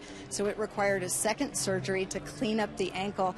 And now this year, running for the first time, and we saw that the other night he was able to round the bases from first to third. That was a huge step forward for him. And he's also hitting the ball from the right side. That's important because he has to step into that left ankle, puts a lot of load on it and torsion when he swings the bat. So far, they're very encouraged. It looks like he's on track to start the season. Right there, Burris is retired, and there's one away. Now, Buster Posey, in contrast, the comeback has gone very well for him, and right now he feels good, doesn't he? You know, I spoke with him this morning, and he said he's very pleased that he's had no setbacks, and he quickly reached over and knocked on the wood of his locker to make sure it stayed that way. And I heard you guys talking about all the challenges for a catcher with that ankle injury, not only staying in the crouch, but popping up out of the crouch, running the bases, hitting the ball. Again, he's got the left ankle, so it's his lead leg. But turning the base is still a little tricky for him. He said he still has a stutter step that he takes, a hesitation. Not quite comfortable with that, but he expects it to get there. But defensively, had a play at the plate the other night, and he said, just like any other play at the plate, it was fine for him. And today is a big day, because today is the first day he's playing in back-to-back games, and that, he said, he's very eager to test and see how the ankle feels tomorrow. Yeah, get a look right there as Mitch Moreland came across on an Elvis Andrus single to center field. Posey able to handle that one. That was on Friday night. Mentally, he seems like he's doing okay, Stefania. He does. You know, he said initially that was the hard part, getting back out there. But once he started working with the medical staff, and he really credits them for making this a smooth process and helping him get his range of motion back quickly. And he said all the work in spring training, all the practice, all the drills made it so that when it happened, when that play at the plate came during a game, he wasn't even thinking about it. Buster Posey's looked pretty good today. Justin Christian up here hitting for Tim Lincecum. And how about Brad Mills? He has looked very, very sharp. Christian hitting with 2 outs and the base is cleared. And lifts that one to left field. And Wells is there. Stefania, thanks for joining us. We appreciate it. Hey, thanks for having me, guys. Angels lead it 2-0.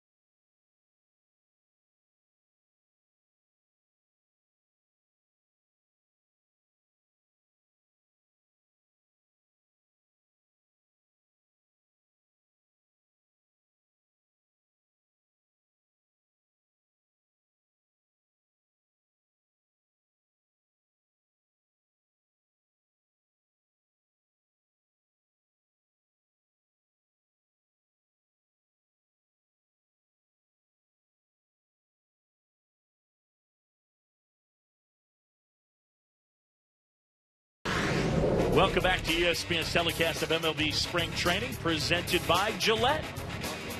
Scottsdale Stadium here in Arizona, the spring training home of the San Francisco Giants. And as we go to the 6th, it's the Angels leading the Giants 2-0. Buster Posey catching back-to-back games for the first time this spring.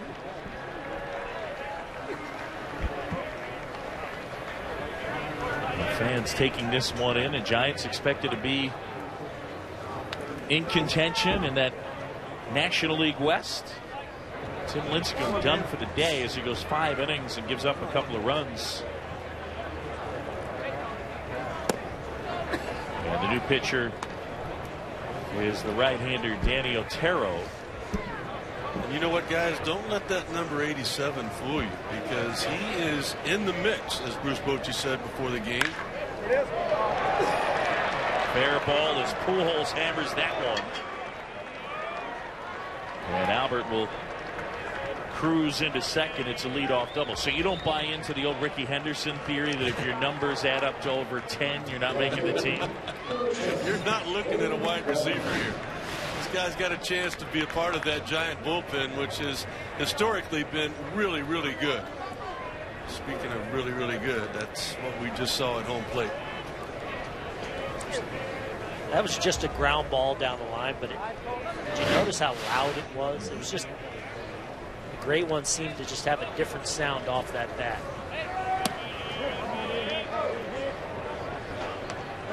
Vernon Wells here coming off a really tough season. Hit just 218, the on base 248. He had a good line. He said, "I'm looking for a full do-over."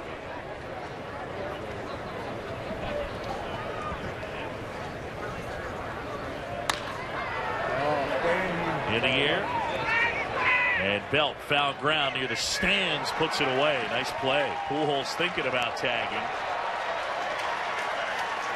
Well, that's a great look at Albert Pujols. Look, there's a premium right there with the first out being recorded by Belt. You want to get to third base if possible.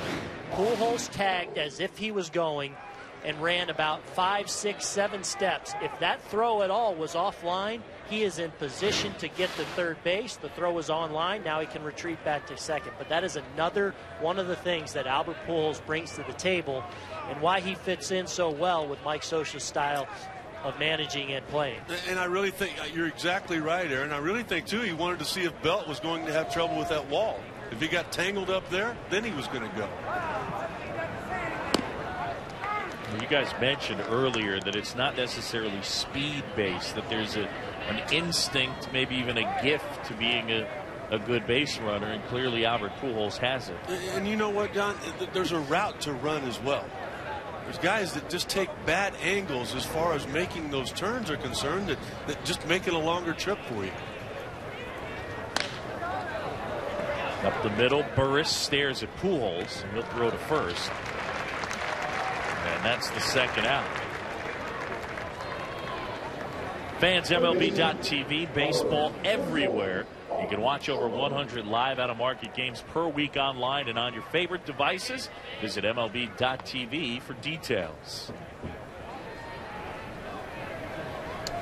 I'll tell you, I played a number of years in Cincinnati in the National League Central against Albert. And as great a hitter as he was, there were so many times, and look, he is not a fast, he's a slow runner. But there are so many games that he impacted with his ability to run the bases, his understanding of when to take an extra base. There's just so many intangibles that he brings to the game every night that make him Albert Pujols. Trumbo 0 for 2. He's flied out and he's grounded out. I'll give you a guy that I think about who grew up playing hockey, who I think is one of the better base runners we've come across. Now, certainly faster than Albert Pujols. Remember Larry Walker, how well Larry Walker ran the bases? As a guy that didn't play a ton of baseball growing up. Just instinct, at least so it seemed. Yep, Jeff Bagwell comes to mind. Scott Rowland. Yep. Another one of those guys. You know, a guy who I love to watch run the bases, didn't get a lot of credit for it. Again, one of those guys that wasn't fast. But I love how hard Mike Piazza ran the bases. He gave you everything he had. It's fun to see when those great players. Trumbo kind of one-hands that one center field. Pagan, and able to put it away. So the Pujols leadoff double doesn't go anywhere. We're midway in the 6th.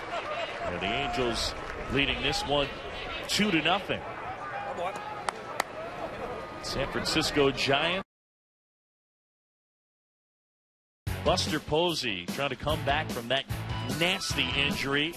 Different look in the outfield. Pagan in center, Melky Cabrera in left, and then besides Posey, the injuries to Freddie Sanchez and Brian Wilson will be key to the success here in 2012 for San Francisco. The Giants last year finished behind the Arizona Diamondbacks by 8 games, 86 and 76. And again, they'll have one of the top pitching staffs in all of baseball. We go down to that Giants first base dugout. We're joined by the skipper of the San Francisco Giants, Bruce Bochy. Boch, what's happening? It's all good. Well, I can't say that. We're getting one hit right now, but it's been a good spring. Boys are scuffling today. Really, the last 3-4 days we've been in a little rut here, but we're getting our guys healthy and guys are getting ready. What are the decisions down the stretch that you still have to make and that you're focusing on? Well, I think you have to look at the outfield on which way we're going to go. We're hoping we have Pagan, Cabrera, and Shearholtz. Blanco's really trying to make a strong statement here this spring, so that's going to be a tough call. Freddie Sanchez isn't quite ready, so we have to decide where we're going at second base between Burrs, Fontenot, and Terrio. And then our backup catching situation. We haven't decided that. So these are going to be tough calls, and it's going to go down to probably the last couple days before we make them.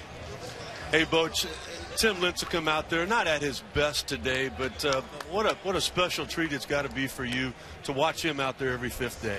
Well, it is. I mean, he's a special talent. He got out of sync at times today. Didn't quite have his good fastball command, especially in that last inning. We were thinking about sending him out in the 6th, but watching him get out of sync there, we shut him down. But hey, the guy's unique. He's with his delivery, what great stuff he has, and he had pretty good secondary stuff going today. He just didn't have his good fastball command. Boch, Buster Posey back in there, back-to-back days behind the plate. We've seen him throw a couple guys out today. What are you seeing from him? Where is he in the process? Yeah, he's doing great. I shouldn't say surprised, but it's been a little bit of a surprise how well he is doing. He's had no hiccups as far as needing time off or having any issues with the ankle. He's been coming out of these games feeling great. This first time he's gone back-to-back. It's the first time he's caught Timmy, and he's really doing very well. So he's full go right now. Hey, Boch, watching this offense today, were you working with them earlier in batting practice? It looks like that. I just made a call last inning. I just told Bam Bam we're not hitting tomorrow. That 15 minutes we all threw BP today didn't pay off. So I'm going to give the coaches a break and just do some defensive work, see if we can freshen them up. Boch, where are you leaning right now with the top of your order come opening day? Is it still in flux? A little bit. We have 9-10 days here. Pagan is a choice to lead off. This kid Blanco, he's had a great spring. He's also an option. Cabrera, he can hit first, second, or third, but we'd like to have 2 somewhat fast guys at the top of the order to be our table setters. See if we can get them on base and just make it a little easier to create runs to see if we can get this offense being a little bit more consistent. It's not working today, though. Hey, Boch, congratulations are in order with the retirement of Tony La Russa. 18 consecutive years now as a major league manager. That's the longest in all of baseball. How have things changed for you as far as spring training is concerned? Well, I probably have delegated more. I tried to get my coaches involved, and that's their specialty. And I know the first 2-3 years I felt like I had to do everything. So I've got great coaches here. They're so qualified, and let them do their thing. As far as players, they're still great as far as the work ethic and attitude. They're getting bigger, faster, stronger.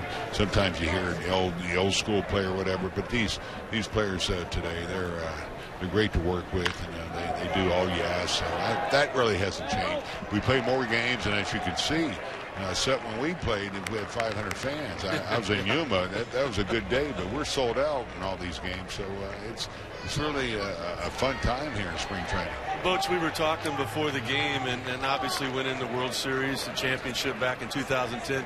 Talk about that parade and how exciting that was for you and your players. Well, you always talk about winning the series and getting that ring, but that's right up there as far as getting a ring for me was the parade.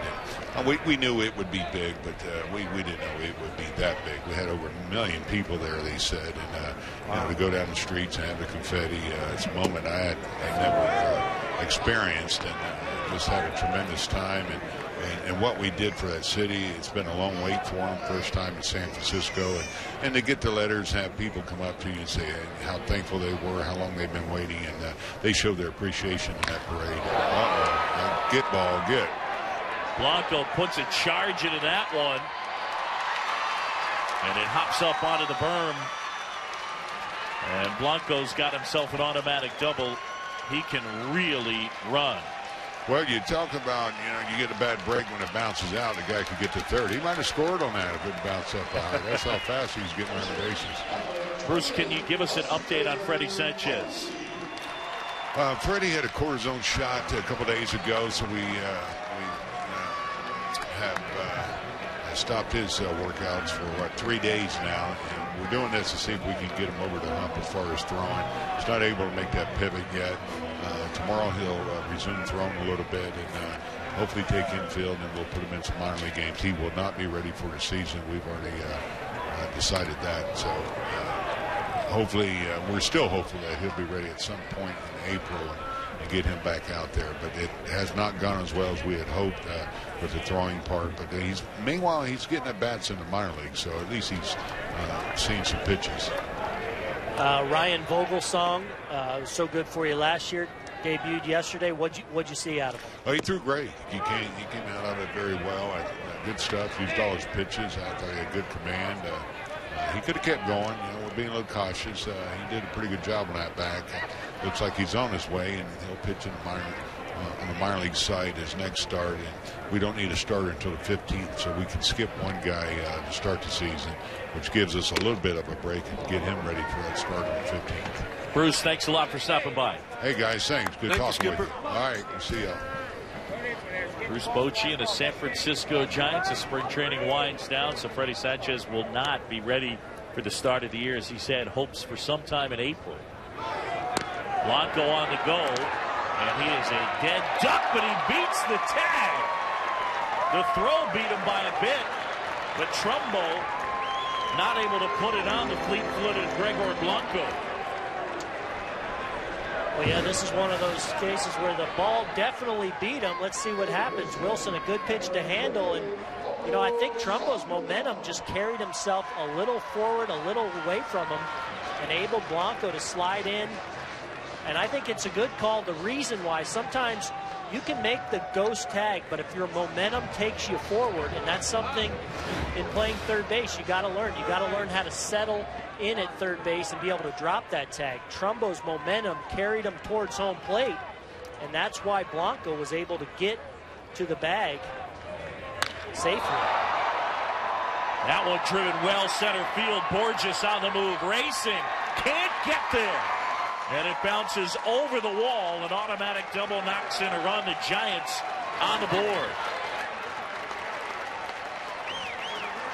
Sandoval smoked that one, and Borges really tested. Well, Mills has really had his way with Sandoval the first couple of times up. Here, a little changeup that he gets up and elevated, and then Pablo gets it up in that Scottsdale air and drives it deep to center and just out of the reach of Peter Borges. Picks himself up another RBI on the spring. Everything's been on the ground today for Brad Mills, so back-to-back balls have been elevated off the Giants' bats. And Aubrey Huff takes outside ball one. You saw that start to happen with the Giants starting pitcher today, Tim Lincecum, as he went out there for his last inning of work. And that's really what spring training is all about. And Aaron, I know particularly this time of year, as a hitter, you're ready to go. It's just putting the finishing touches on that starting rotation.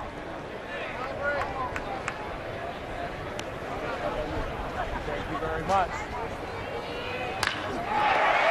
Fair ball down the right field line. Sandoval around third. He's in. And Huff's got an RBI double. 2-2. I think those Giant hitters might have heard the manager talking about no batting practice tomorrow.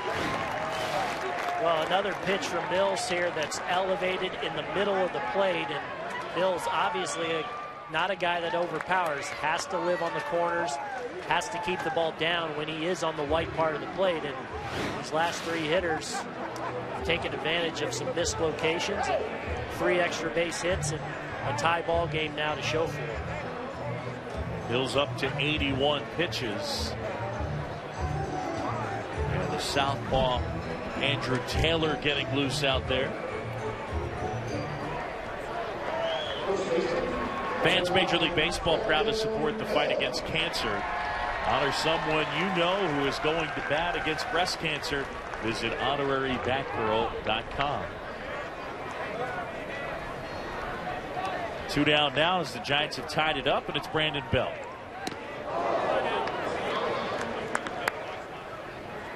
This guy was their #1 prospect going into last year, as the Giants have delivered here in the 6th. All 3 hits are doubles.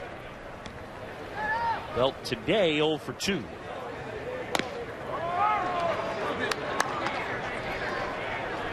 One of the areas where Brandon Belt really struggled last year was fastballs on the inside part of the plate. He tried to make an effort in covering that hole up, but sometimes when you try to cover up a weakness, take away a strength. Wells settling under this one.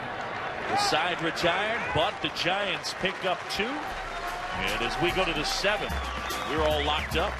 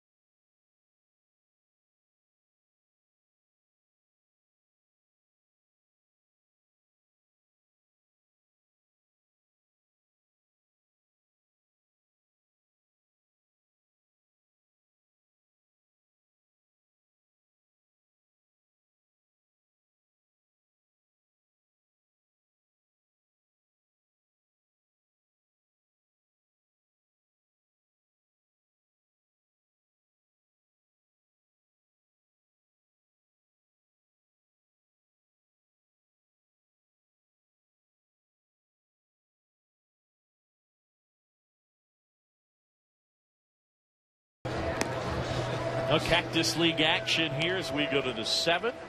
Tied at 2. John Shelby, Aaron Boone, Rick Sutcliffe, and Tim Kirkchin with us here. Tim, you get a chance to watch games and go to camps, both Cactus League and Grapefruit League. What's the difference? What do you like better? Well, I love Florida, but it's no comparison. Arizona is way better. Personally, I spent 17 days in Florida in 14 different hotels. And in Arizona, 18 days, 1 hotel. The shortest trip I mean, the longest trip in Arizona is like the shortest trip in Florida. Everything is so close here. That is the real best part about this area. Plus, in Arizona, of course, I got to travel with Sut and Aaron Boone on the bus. That was the best part. Well, with apologies to Prince Fielder, who seems to like Florida, there's no comparison. The Arizona, the Cactus League is definitely where it's at. And I never got to play in the Cactus League, but that Grapefruit League, there's some long bus rides, there's some bad spots out here now, especially the way they're doing it now, where they're combining two teams for one great facility. It's getting to be a really great thing out here in Arizona. So there's one ballpark that's being used every single day. One team's on the road, the other team's always going to be playing a game there. And for me, the big thing, and I trained in both places. I started out with the Dodgers.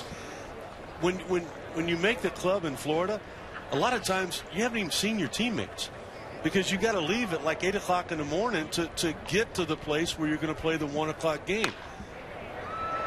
Oh, nice play, Crawford from his knees, and not able to get the fleet-footed Borges, but Crawford did well just to get to that one. He might have gotten anybody else in that lineup. I mean, Borges he's as fast as anybody in the game, but what a terrific play. We have seen his range. We've seen him handle tough throws from the catcher. Defensively, this is definitely an everyday shortstop. Yeah, he made that a pretty close play.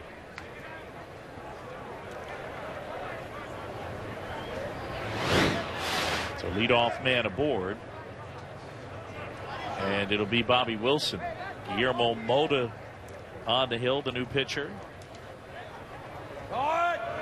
Borges on the go. And Posey's throw too late. That's a shame that goes against Buster Posey and the number of caught stealing and stolen base attempts. He had no chance whatsoever. Well, this Giants team last year, second in the league in ERA, and they were second in starters ERA, second in bullpen ERA. It's a pen with a lot of good arms. And that's a pen that had some issues this spring. Brian Wilson has missed a little bit of time, just being precautious, or cautious, I should say, with him. You know what, guys, I'm still not convinced that Brian Wilson is completely healthy.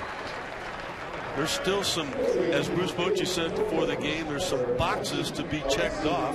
He not only needs to go out there in a late inning situation, but he's going to have to go out there in back-to-back days as he would during the season. And that's one of the things we didn't ask Boch about on air, but it is one of the things that has to happen. And Sergio Romo, who's arguably the best setup man in all of baseball, he missed the first couple of weeks with some shoulder issues. He's been back now and appears to be fine, but these are things you don't want to crop up if you're the San Francisco Giants that lean so heavily on the great pitching staff.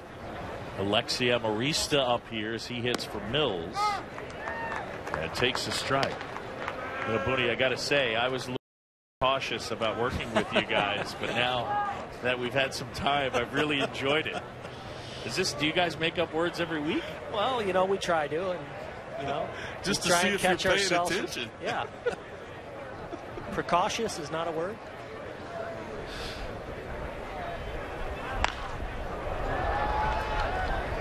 At least I caught myself.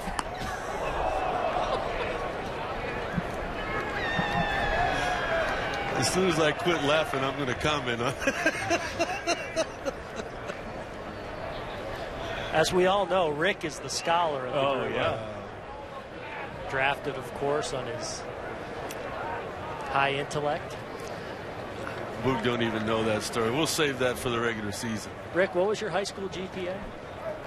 3.8 something. Kind of right around where my ERA was, unfortunately. Truth be told, Rick was a first-round draft pick by the Los Angeles Dodgers and was told it was because of his brains.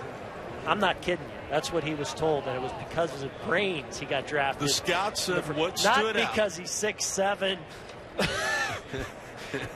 and has a golden arm. There were a lot of other guys that scouted out as I did, but my GPA, I was told, was higher than the other guys. And the best part is Rick believed him. The lesson is for the youngsters out there in high school to get it right. Stay in school. Look out over there.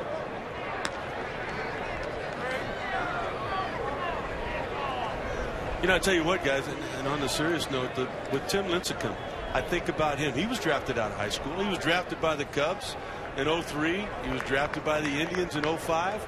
No, he wasn't ready. Went to college, got that education, and the next thing you know, he's a #1 pick.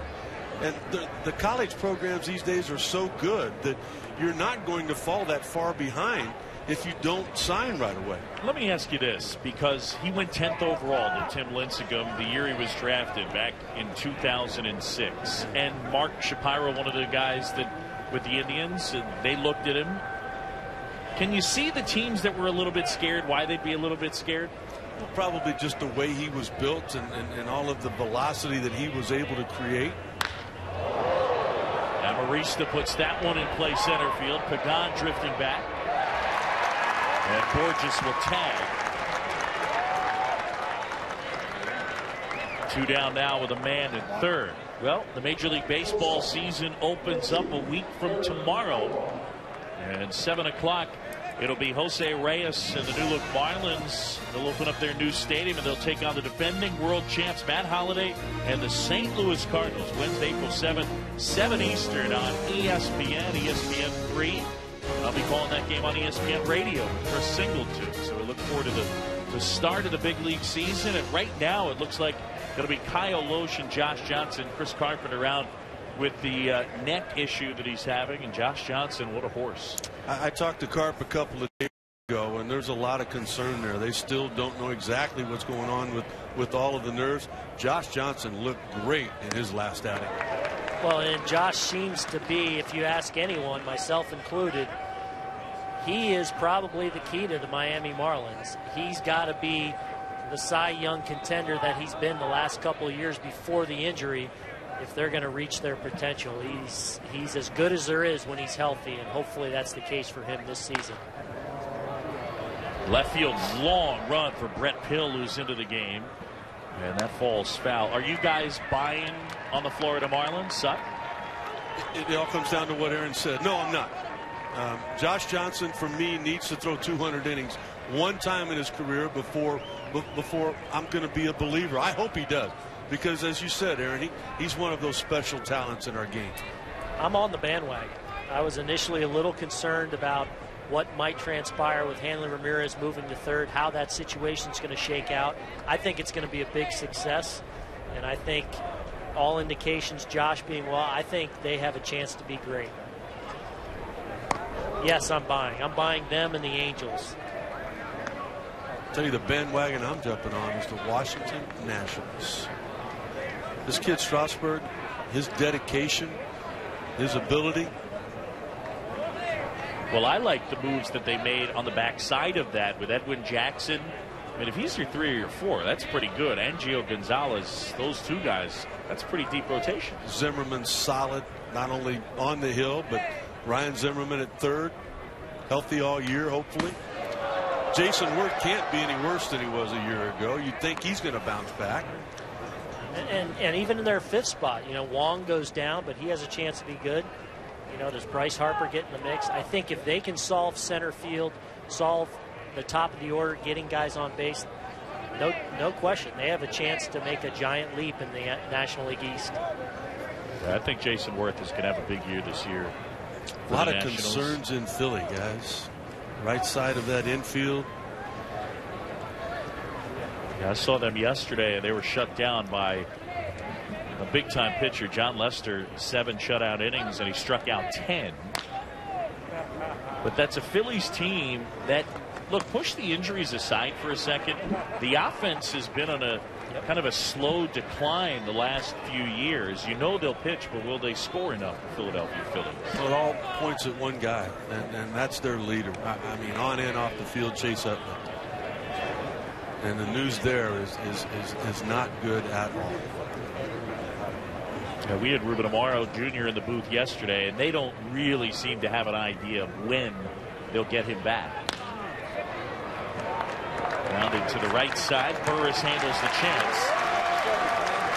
And Mota able to get out of it after the leadoff single. Time to stretch here in Scottsdale.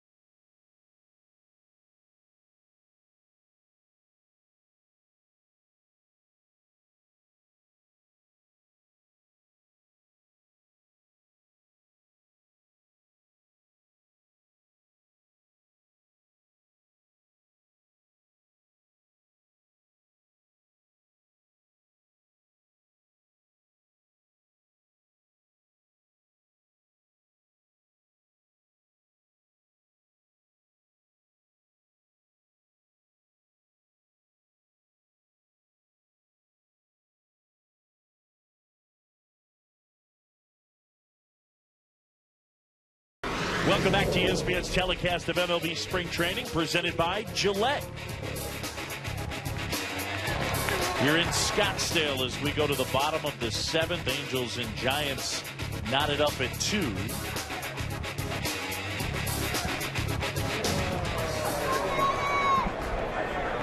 And the new pitcher will be the right-hander Kevin Jepson, who's been throwing the baseball well. First pitch out of the zone to Emmanuel Burris. Take a look at the numbers from a year ago, up and down between the big leagues and AAA. A couple of years ago, this was a key part of that Angels bullpen. Mike Scioscia saying before the game today that he looks to be back in that role. You see he's got a big arm. It's 95 miles an hour, and I think they really feel like he is going to figure into that setup mix. Whether it's 7th, 8th inning, they feel like he's on that path and throwing the ball now with that confidence he had back in 2010. And they need guys to step up in those roles if they're going to be as good as they think they can be. You know, Aaron, one of the things that we've been doing with baseball tonight, you have what you like, what your concern was, and your X factor. Obviously, you're going to like the starting rotation for Mike Scioscia's team. Your X factor's got to be Morales. Is he healthy or not? No one really knows right now. But my concern would be that bullpen. 1-2 to Burris. Hey, Tim Kirkjian, as far as this Angels bullpen a season ago, it was very good. How concerned should they be about the pen right now? Well, there's a little bit of an issue getting the ball to Jordan Walden, their closer, and he had some troubles last year, but I talked to him this spring. He told me he lost 18 pounds, and when I asked Mike Scioscia, how's he throwing this spring, he said, we got him at 100 on the gun the other day.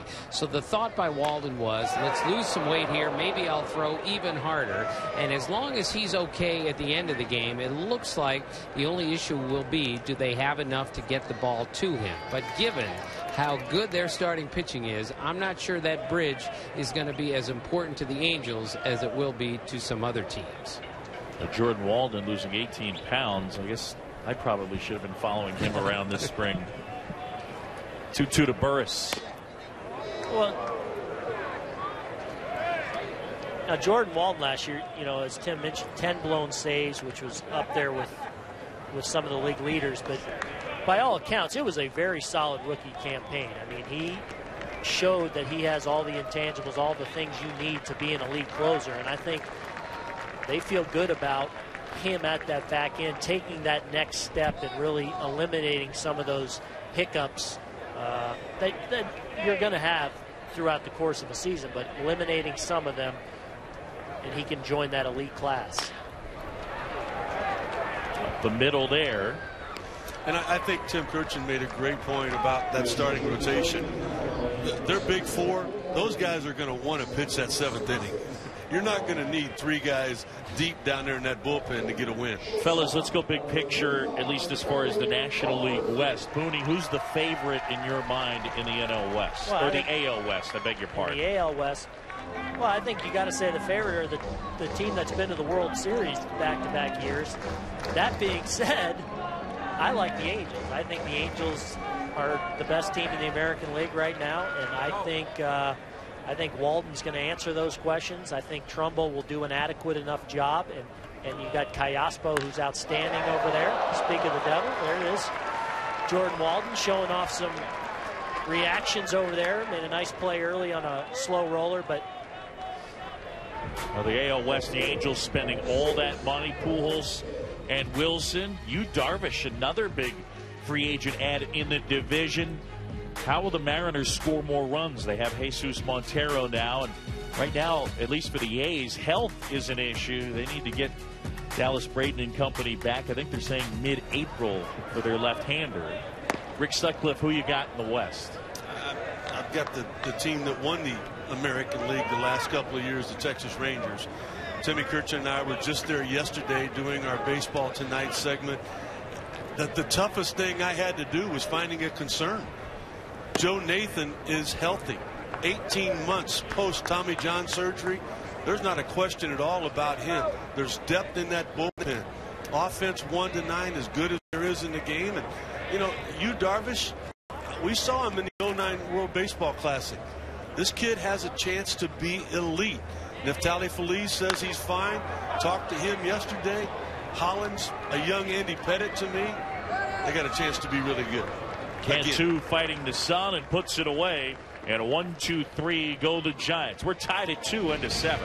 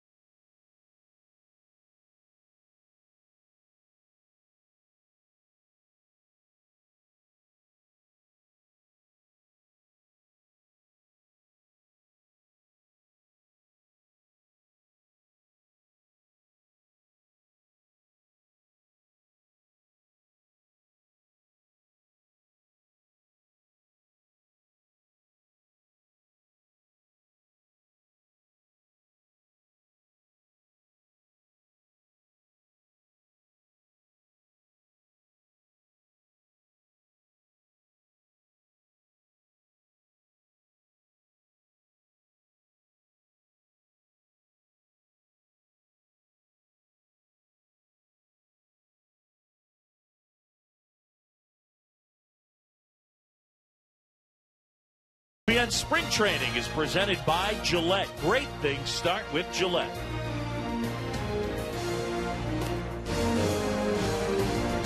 How's that for a look right there? Tied at 2 as we go to the 8th. John Shelby, Aaron Boone, Rick Sutcliffe, Tim Kirkchin at Scottsdale Stadium on a beautiful afternoon. Tim Lincecum started, went 5, gave up 2 runs. And now Steve Edofsson will take over on the hill. 26-year-old, 16th round draft pick back in 2007. Had Tommy John surgery earlier in his career. Good sinking fastball. 13 games last year at the big league level for these Giants. And Hector Sanchez, so a brand new battery as Buster Posey is done for the day.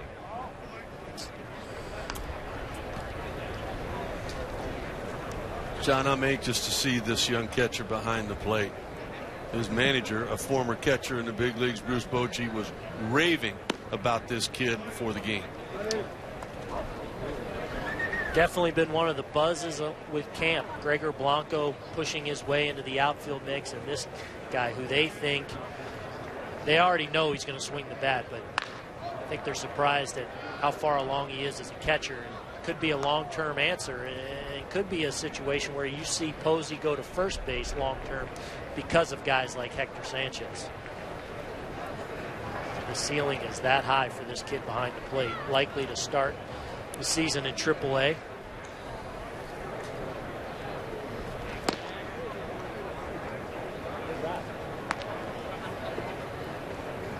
Taylor Lindsay with a count 3-1. He'll start things off. And again, a 2-2 game here in the top half of inning number 8. Belt handles the chance. He'll do it himself. Aaron Boone, let's talk about Buster Posey, and this is how he hurt himself. Look at the positioning.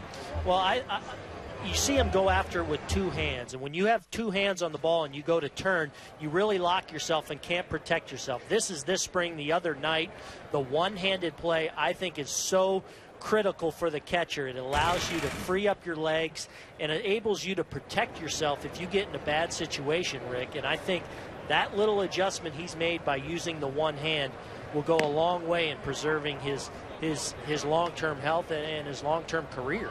And I tell you what, watching his setup there, he was probably a good 1.5 feet away from home plate than where he was positioned when he got hurt.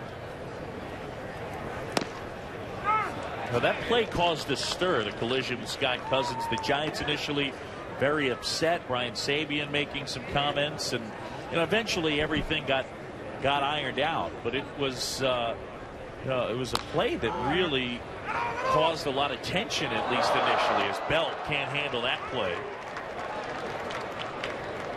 I think that was a mistake on the part of Belt for going after that ball. It's going to be a real tough play for your pitcher. It's going to be a tough throw for you if you come up with the baseball. The ball was hit so soft, if you stay at home, it's an easy 4-3 ground ball out. Belt charged with the error. And one of the reasons, Rick, I agree with you, that range is very overrated sometimes at first base. One of the toughest things a first baseman can do is understanding where that second baseman is and if he can make the play. And I think the really good first basemen are great at knowing when to go after the ball and when and getting to the bag and letting that second baseman make the play. Now, fellas, Pujols is pretty aggressive over there going towards the hole, isn't he? He is, and I actually think I think Albert Pujols is a great first baseman, but I think he goes after balls to a fault. Sometimes it gets him in trouble because he's too aggressive. I think a perfect example is the perfect game, or the almost perfect game, the Galarraga perfect game a couple years ago. Miguel Cabrera went so far towards second base that it would have been a routine play for the second baseman. As it was, it's a tough bang-bang play. The pitcher's got to get over. And even though he was out, it ended up costing him a perfect game that night. And I think I see it all the time. I see it all the time, a first baseman trying to do too much over there. And more often than not, it costs you.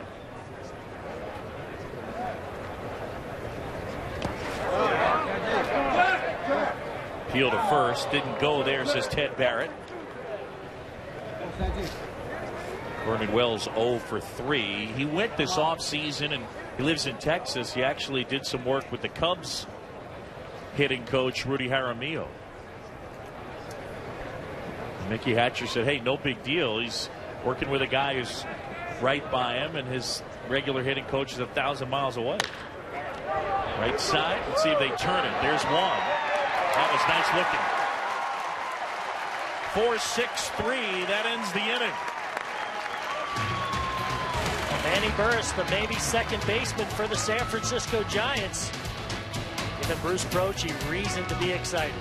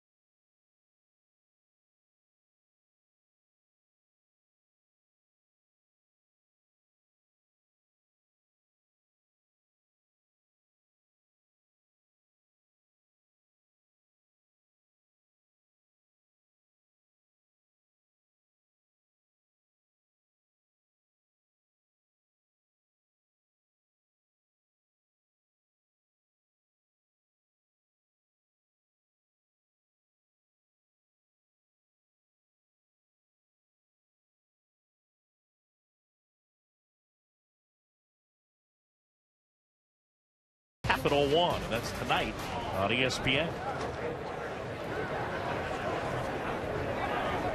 David Carpenter, the new pitcher for the Angels, and he'll face Angel Pagan, the former Met, who takes a strike. Carpenter, a hard-throwing right-hander, 6'3" tall, born in Arlington, Texas, drafted back in '09 by these Angels, made an all-star team last year in the California League. A lot of deception here with this delivery.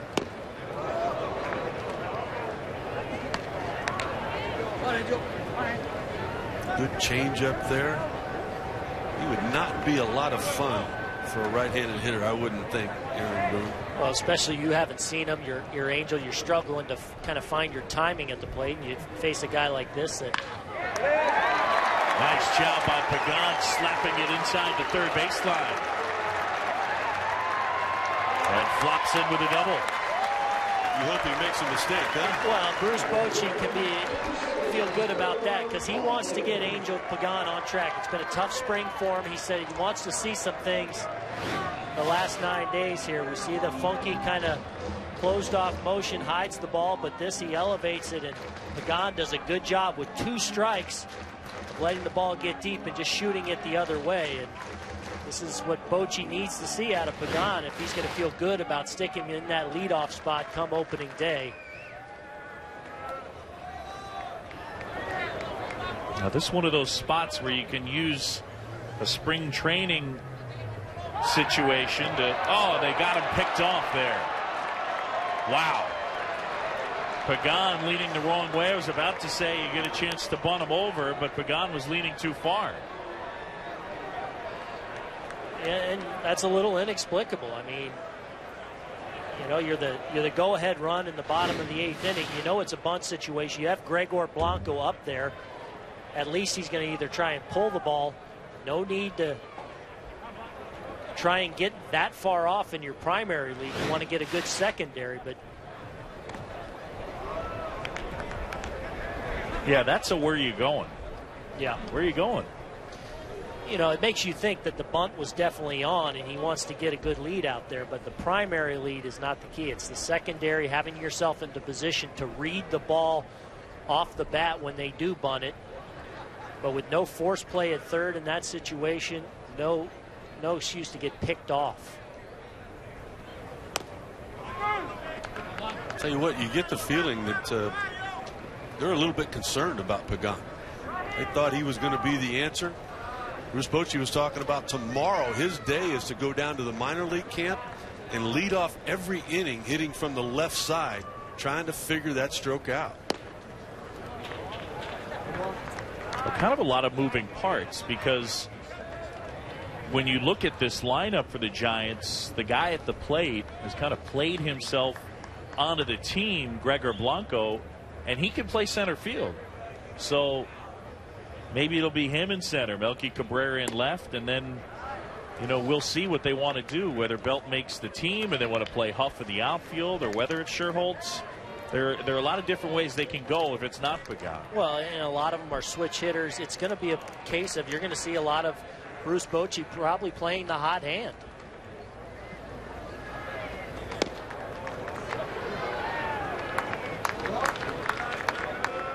But this is something Blanco has done not only today, but all spring long. Work the count, really have an idea, and knowing that speed is an asset for him, trying to get on base. Yeah, right there, Blanco grounds out to second, and there's 2 away. Well, the sad part about that is he'd be getting high fives from everybody in that dugout right now if the leadoff guy hadn't gotten picked off. And here's Hector Sanchez. Rookie of the year in winter ball over in Venezuela. As Bruce Bochy said, got the clock started last year. And he was brought to the big leagues, 13 games. Kind of like what they did with Buster Posey back in 2009 when brought him up at the end of the year. Yeah, get your feet wet a little bit. Coach said, get the clock started. I hadn't heard that before. Yep. Well, and catching is a position that the Giants have a lot of depth. You were talking to Boch earlier, I know, Rick. Well, he loves Tommy Joseph, too. 2nd round draft pick. Oh, a hammer to right field. And so that base running miscue by Pagan really stings after the 2-out knock.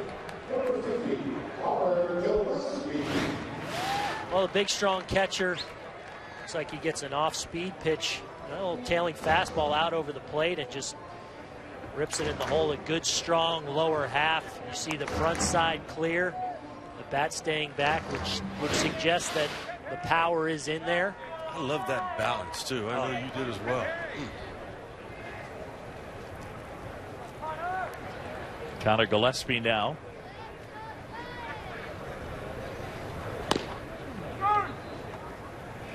Tied at 2 here in Scottsdale, bottom of the 8th. Giants a season ago finished 8 games in back of the Diamondbacks. They held first place as late as August, but really stumbled down the stretch. Ball to strike now. You know, it seemed, John, like they struggled after they were able to acquire Carlos Beltran. Yeah, it was weird. July 28th, they beat the Phillies behind Tim Lincecum 4-1. They were up 4 games at that point and finished 25-32. That was the day they acquired Beltran. And Beltran really did a pretty nice job for him. It's just their supporting cast, their support players offensively all really struggled, and And night in and night out, it was a struggle to just score 3 runs. And I don't care how good your pitching is, you've got to be able to manufacture some runs to get to the postseason, especially when you consider what the Diamondbacks were a season ago. The 1-2 got him swinging. Little changeup running away, and the strikeout ends the inning. On to the 9th here in Scottsdale. 2-2. Only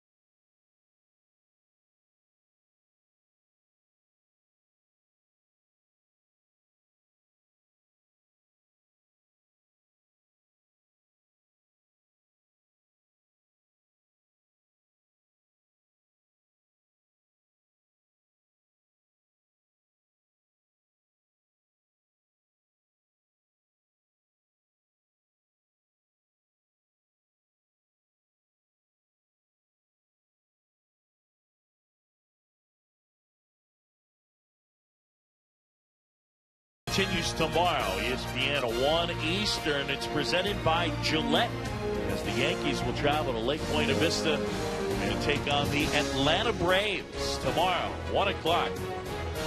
Major League Baseball spring training action presented by Gillette. Santiago Casilla will take over on the hill. A sparkling ERA a season ago at 1.74, just shy of 52 innings. Talk about a shutdown guy. Part of that elite setup corp for the San Francisco Giants. When they go deep, too, don't they? Yeah, they do. Affelt, Lopez from the left side.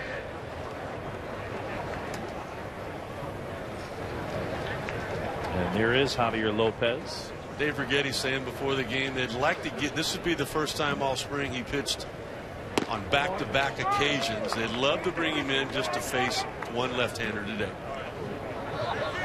So Lopez, a guy who absolutely devours left-handed hitters. That matchup guy, as Casilla deals with Jorge Cantu. And a liner to second, Cantu retired.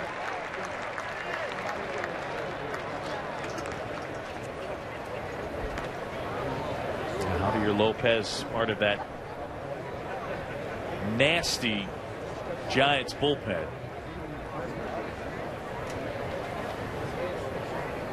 And here at Scottsdale Stadium, as that bat broke and the business end went flying into the stands, looks like that clipped somebody in the seats.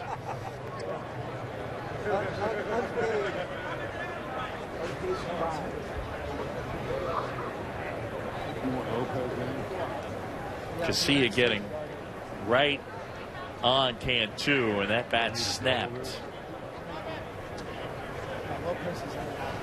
Hopefully that person is okay. I feel like we've seen less of that over the last couple of years. Yeah, Yeah, for a while there with those maple bats, we were seeing bats do just that, break big chunks. But the new enforcements they've made, we haven't seen that as much. You know, in every clubhouse there that I've been in this spring, there's a huge memo up on how they've addressed that issue, and that's the reason that it does not happen as much as it used to. Yeah, each bat now used in a Major League game has to be approved by Major League Baseball. There's a little dot that's on the bat saying that it has been approved. Doctor right here. Definitely something you don't like seeing.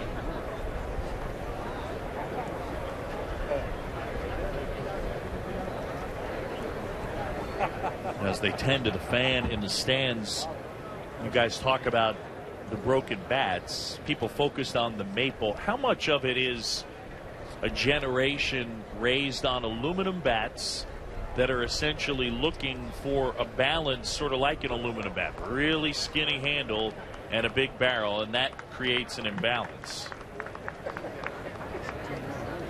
I think it's the skinny barrel and the lighter bat that you've seen kind of come in over the last 20, 25 years.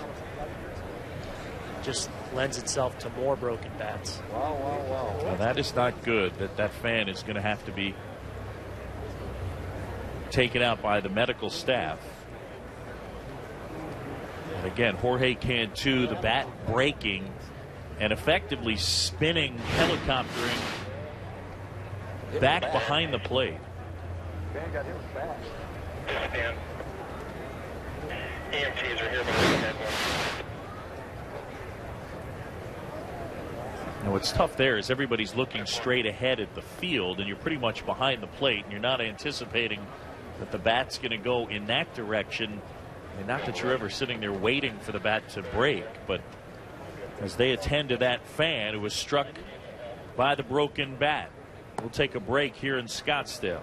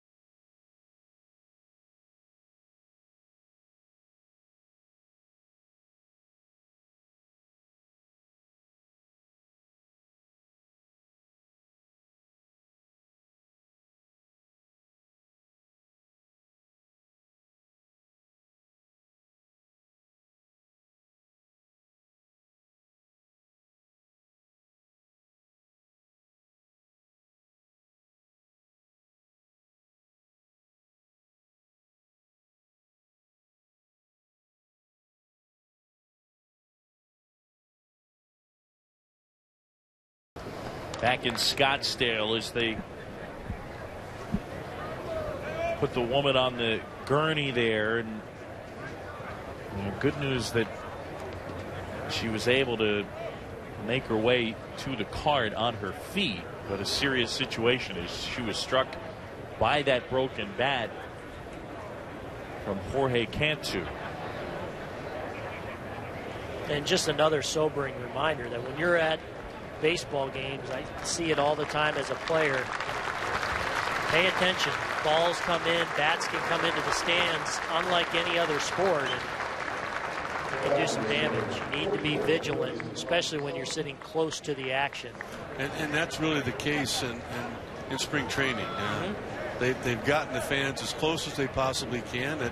It really makes it for a great experience as long as you pay attention. Fair ball off the bat. A Trumbo rocketed into the corner. And he'll take a big turn at second with one out. But one of the storylines for the Angels is the fact that Mark Trumbo is making the move from first to third base. He's had a couple of chances today. What have you guys thought? What have you seen so far, Aaron? So far, I've been impressed. I thought one play where he came in on, which he talked about early in camp, where he had to charge and almost a swinging bunt situation. That's the one area that he said has been a process for him, but I thought he's handled himself pretty well over there. The one play where he missed the tag at third base is something that you got to have a feel for, but all in all, I think he can do an adequate job. Go with the lefty due up. Bruce Bochy will get his southpaw in to match up. We take a break. Tied at 2 in the ninth.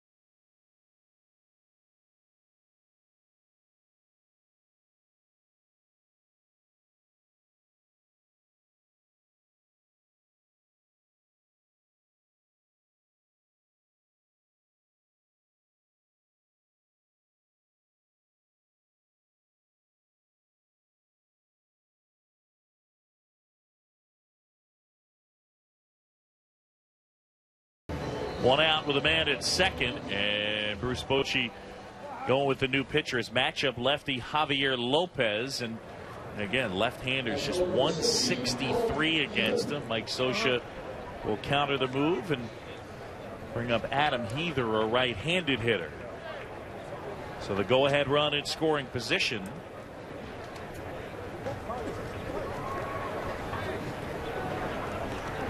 Trumbo out there at second after that one-out double.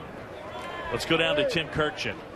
John, I saw the middle-aged woman who got hit in the head with the bat, and she was conscious, and they were putting her on a stretcher. And even though there was blood on her and she wasn't looking very good, she was clearly conscious enough to be able to carry on a conversation with the medic. So from a distance, it looks like she's going to be okay. But the lesson here, of course, is you really have to pay attention. Not like this was her fault, but these spring training games, you are right on top of the play here, and especially here at Scottsdale. So the rule is, I never let my children sit anywhere except for behind a screen, especially in spring training. This is very, very dangerous if you don't have your eye on the field at all times. All right, so the news appears to be pretty good, that at least she was conscious, able to talk with the paramedics there. But a scary scene here at Scottsdale Stadium.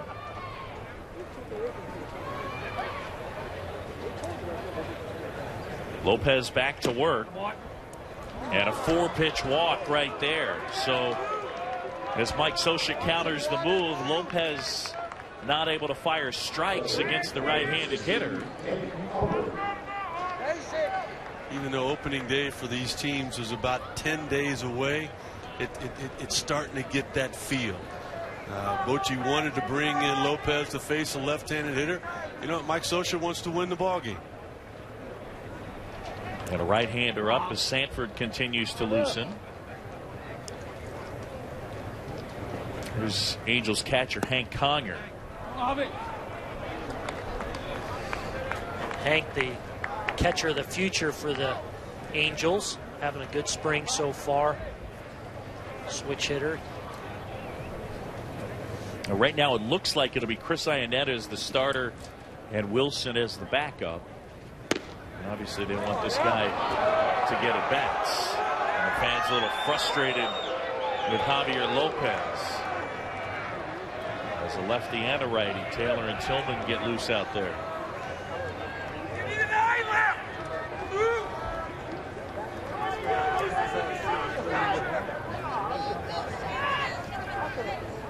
Kickoff play on. John, I go back a couple of years ago to the Futures game, which, as you guys know, is one of my favorite events of the year. The game was played in Anaheim, and it was their own prospect, Hank Conger, with a big home run, who walked away with the MVP of that ball game.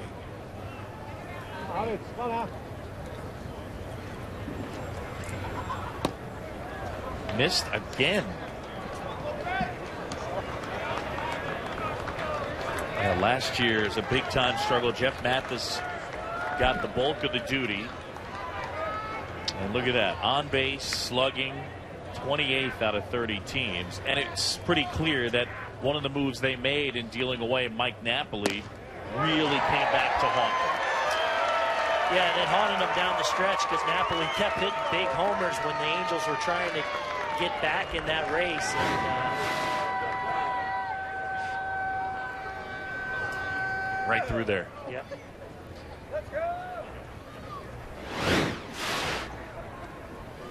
Mike Napoli,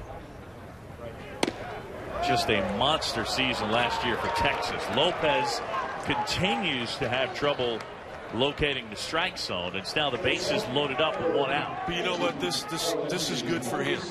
And the reason why is, like I said, it's the first time all spring that he's gone out there on back-to-back days. He'll see what he does here, the struggles that he's had, and he'll improve on it the next time he has this situation.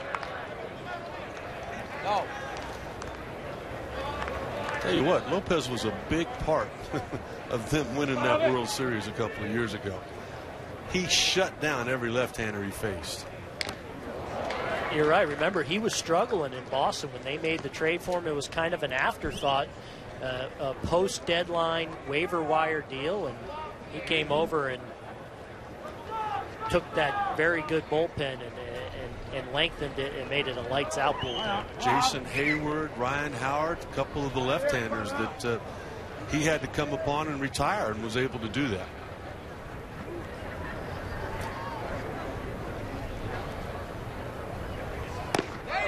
Amarista takes outside.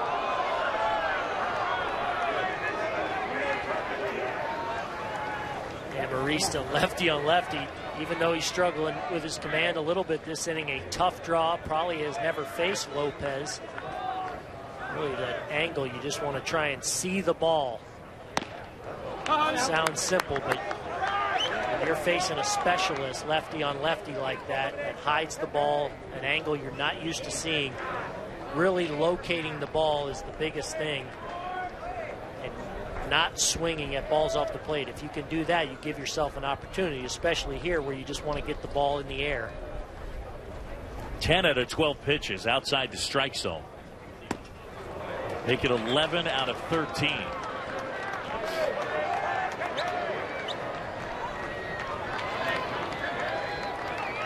Now again, he's getting work here, but during the regular season, after he walks the lefty, he's out of the game, correct?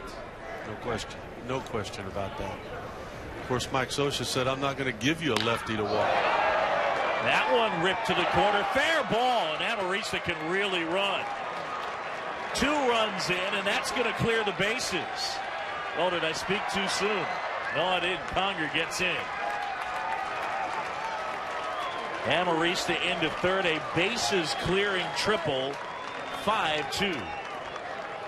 Well, a really impressive at-bat by Amarista. Again, a tough draw facing this left-hander. He works the count to 3-1 and then gets the pitch down and in, and he lets it fly and hammers it into the corner. And that's one of those at-bats there that we talk about that can really leave an impression on a manager. Mike Scioscia sees that quality of a bat off a tough lefty. That'll stick in the back of his mind when it comes time to call a certain player up, he'll remember that. So tough outing for Javier Lopez. Angels break the tie, 5-2 Los Angeles.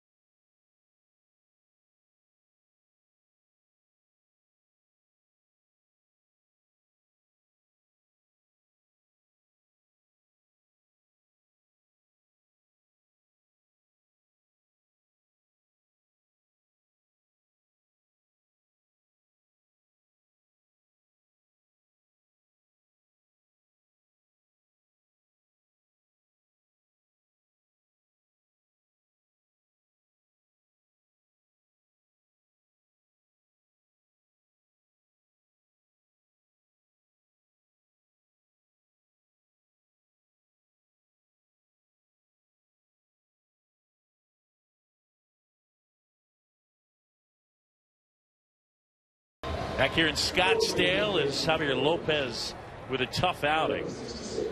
Bases clearing triple from Alexei Amarista, and Luis Rojas will take over. A-ball last year. 29 appearances, a 4.87 ERA. And Amarista third with just one down, and Ryan Kinnery will take over. Rick Sutcliffe is a pitcher. At what point in spring training do results start to matter? Well, it depends on whether you're Tim Lincecum or Luis Rojas. if you're Tim Lincecum, my answer for you, Boog, is never. I mean, it really doesn't matter. You just got to get your work in. You want to lengthen things out so that on opening day, you're not held back. You could get to 100 pitches if things were going well. Rojas in this situation right here, all eyes are upon him. For Lopez, it doesn't matter. It doesn't matter. He's on the ball club. They know what he's done in the past. This is a big spot for the kid, though. Booney, what about for a hitter? I would agree. Never. I mean, there's been springs where I've felt good from the start and got off to a bad start in the season. So, again, it's hopefully you're getting the work in, you're getting your endurance up, you're seeing enough pitches to where when you head into the regular season, it's like you're in the middle of the season. But results, not really an issue. Infield in. And popped up left side. Luke, I can honestly tell you that there were guys in spring training. Now, this was after I had become established and knew I was pitching opening day, where I literally would try to make them look as good as I possibly could because I'd found a hole. I knew where I could get them out. I was not going to throw that pitch in spring training. And you try to give them something that they can handle where the manager might say, hey, when we go up against such, but this is the guy we want in that lineup. Almost setting them up, you're saying. There were a lot of those things. And these managers do the same things with each other.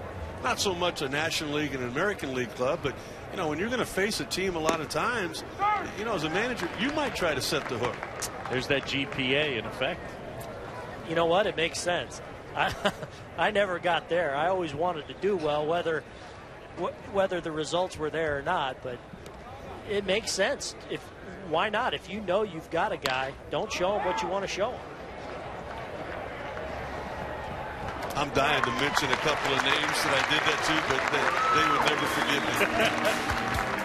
Amarista, the 3-run triple, and the Angels lead at 5-2 going to the bottom of the ninth.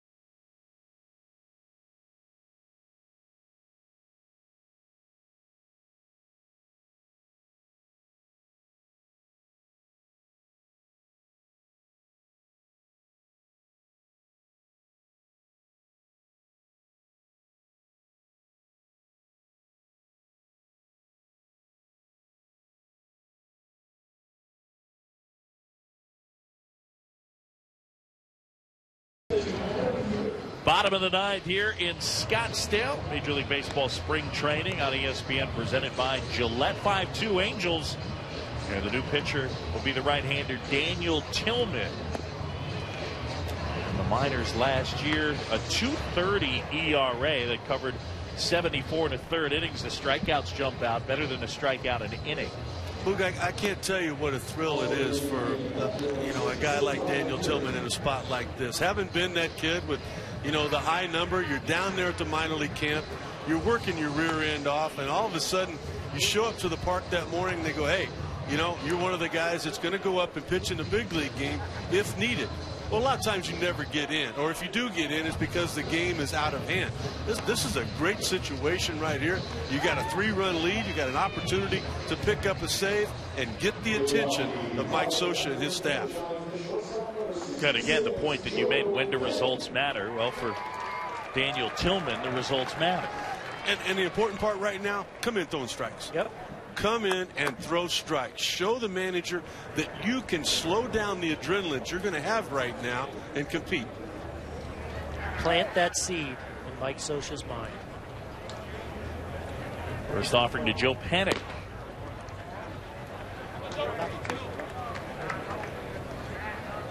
This guy, Panik, native of New York, just outside of New York City, Yonkers. Don't get a ton of big league players or even professional players from out of that area. Good last name. No panic so far in this at bat. Comes at 2-0.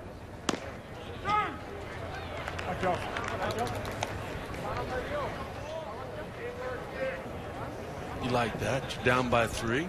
Take a strike. Pretty good pitch to go along with that.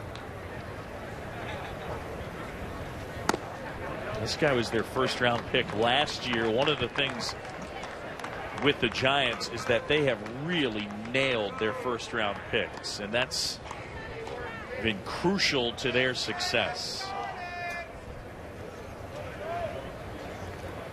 Tillman behind 3-1, and the righty fires. And he walked him.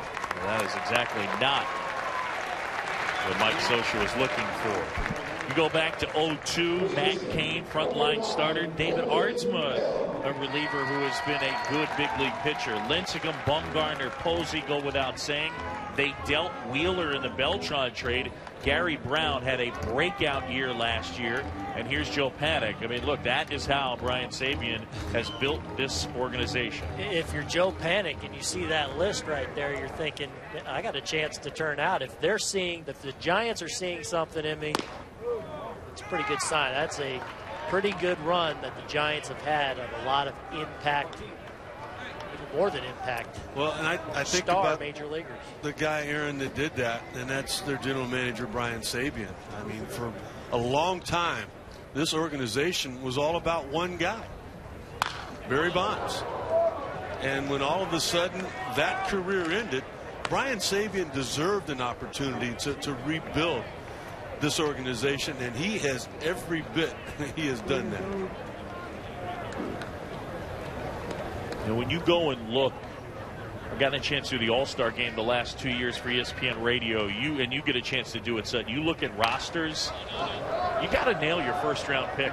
And when you look at those All-Star rosters, for the guys that are draft eligible, the majority of players on the roster are first-round picks. You got to nail it. The Giants have, at least over the course of the past decade. I think about the Red Sox and what Theo Epstein has done there. You mentioned John Lester. Well, that was your #1 pick back in 2002. Every year the Red Sox have had a guy come along and make an impact that came from their system. I mean, look, whether it's their team or not, you look at the Yankees. Left side of the infield, Jeter, A-Rod, first-round picks. Teixeira, first-round pick. As well, CC Sabathia, first-round pick. You know, they're just Nick Swisher, first-round pick. I'll give you a first-round pick out that the Yankees drafted. It's not there anymore, Ian Kennedy. But that trade worked out pretty well for everybody. Belt has worked a full count. Angels Leading at 5-2, Alexi Amarista with a 3-run triple to break a 2-all tie in the top half of this 9th inning. It's a big spot for the young man here. You make a nice pitch down in the zone, get a ground ball double play. It can be an outstanding afternoon for you. Liner to left field. And a catch not able to be made out there as Panic will move up to second. 2 on and nobody out. Well, there is Brandon Belt's strength out over the plate, and he drives it to left field. A good effort out there, but comes up just short, and just like that, the tying run comes to the plate with nobody out for the Giants here in the home half of the 9th. Ryan Kinnery with a nice effort out there in left field, but just short.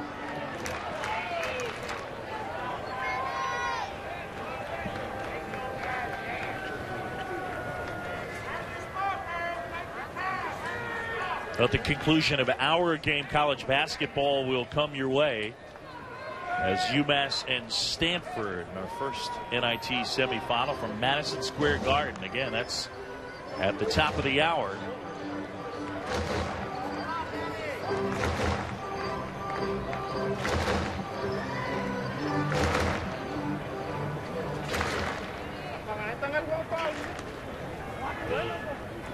Here's Emmanuel Burris, who's gone the whole way out there at second.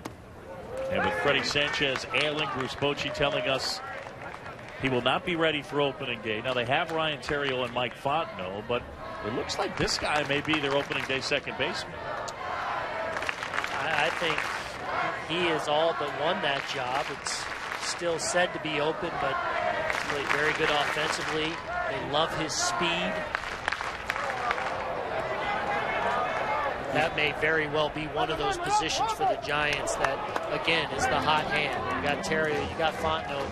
Who's hot? Play the matchups. Burris, on the strength of a strong spring, getting a very good look here as we near opening day.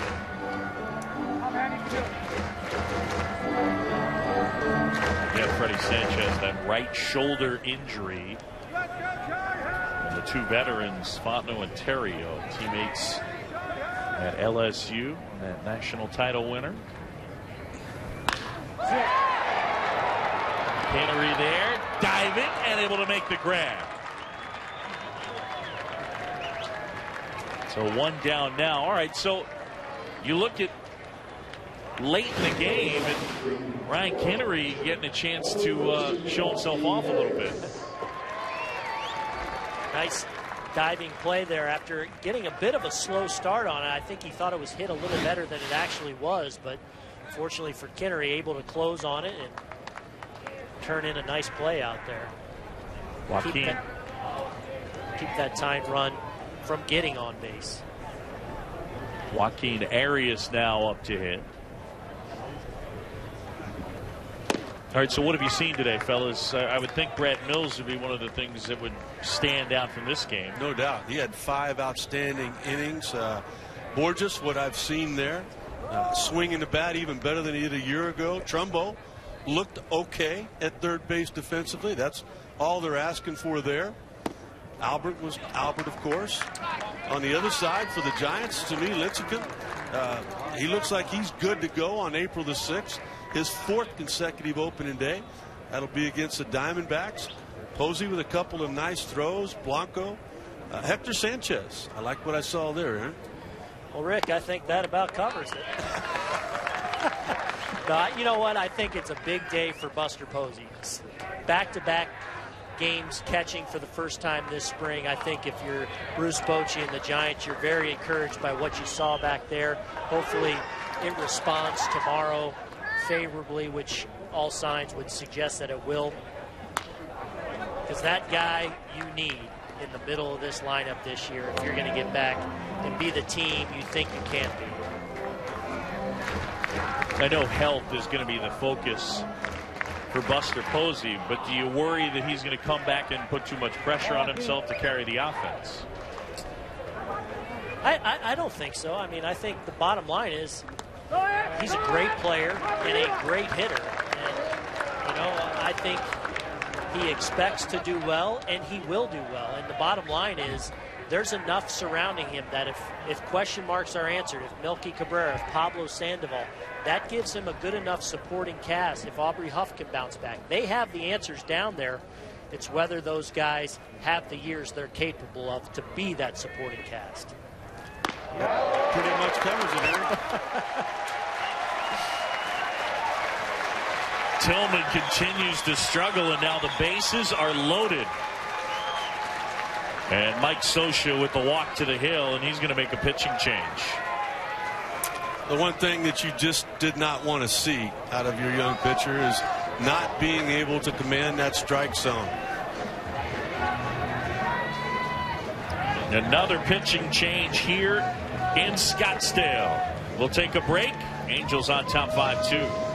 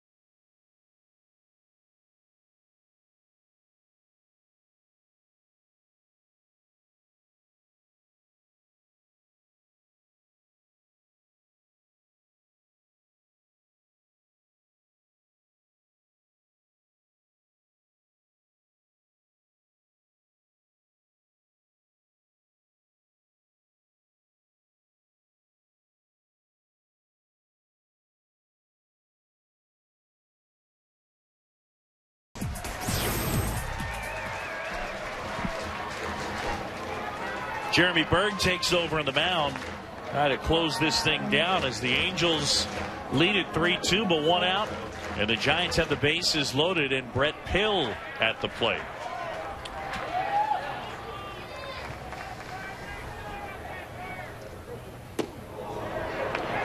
Pill, a big right-handed hitter who is likely on the team, Rick, and they like his right-handed bat. Had a huge year in AAA last season, 25 homers, over 100 RBI.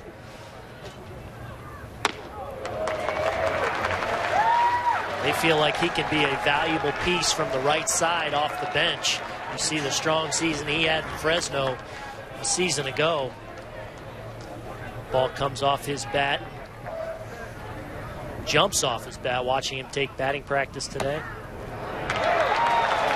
And again, the Angel relievers having trouble throwing strikes. First Tillman, now Berg. That's never been a problem for Berg throughout his minor league career. Always been a guy around the strike zone. And a knee-high strike. 5-2 game, bottom of the ninth.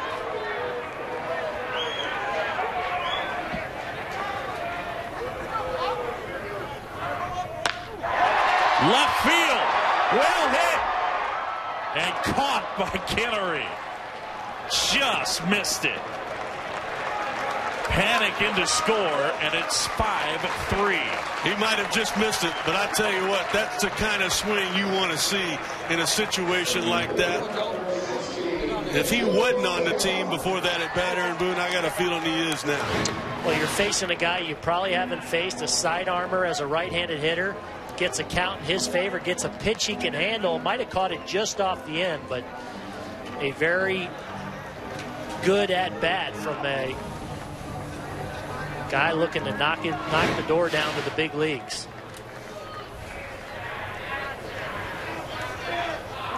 So 2 down now, and Angel Pagan will step in. Pagan, who doubled his last time up, but then was picked off a second.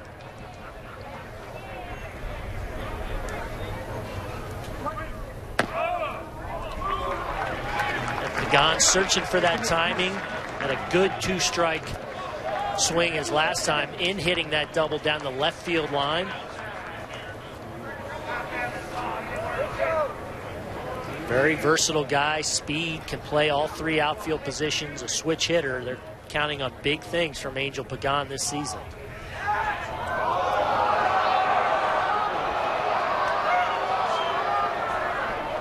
That's the play right there that everybody hates, but I like to say it never works until it works. Exactly. That's a play that works when it doesn't work. That's the tying run at first base. Yep. And if he's going to take off on your first move, he would have picked him off right there with that move.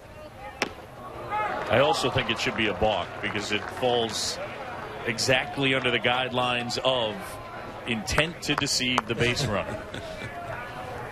You don't have to argue with me on that, Boo. Oh, I can feel Sut looking at me.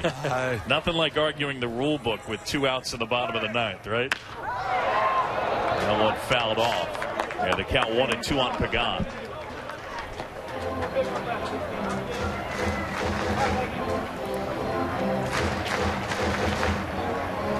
These are the kind of at-bats, excuse me, John, where, Pagan struggled this spring, but, you have a 2-strike swing in your last at-bat.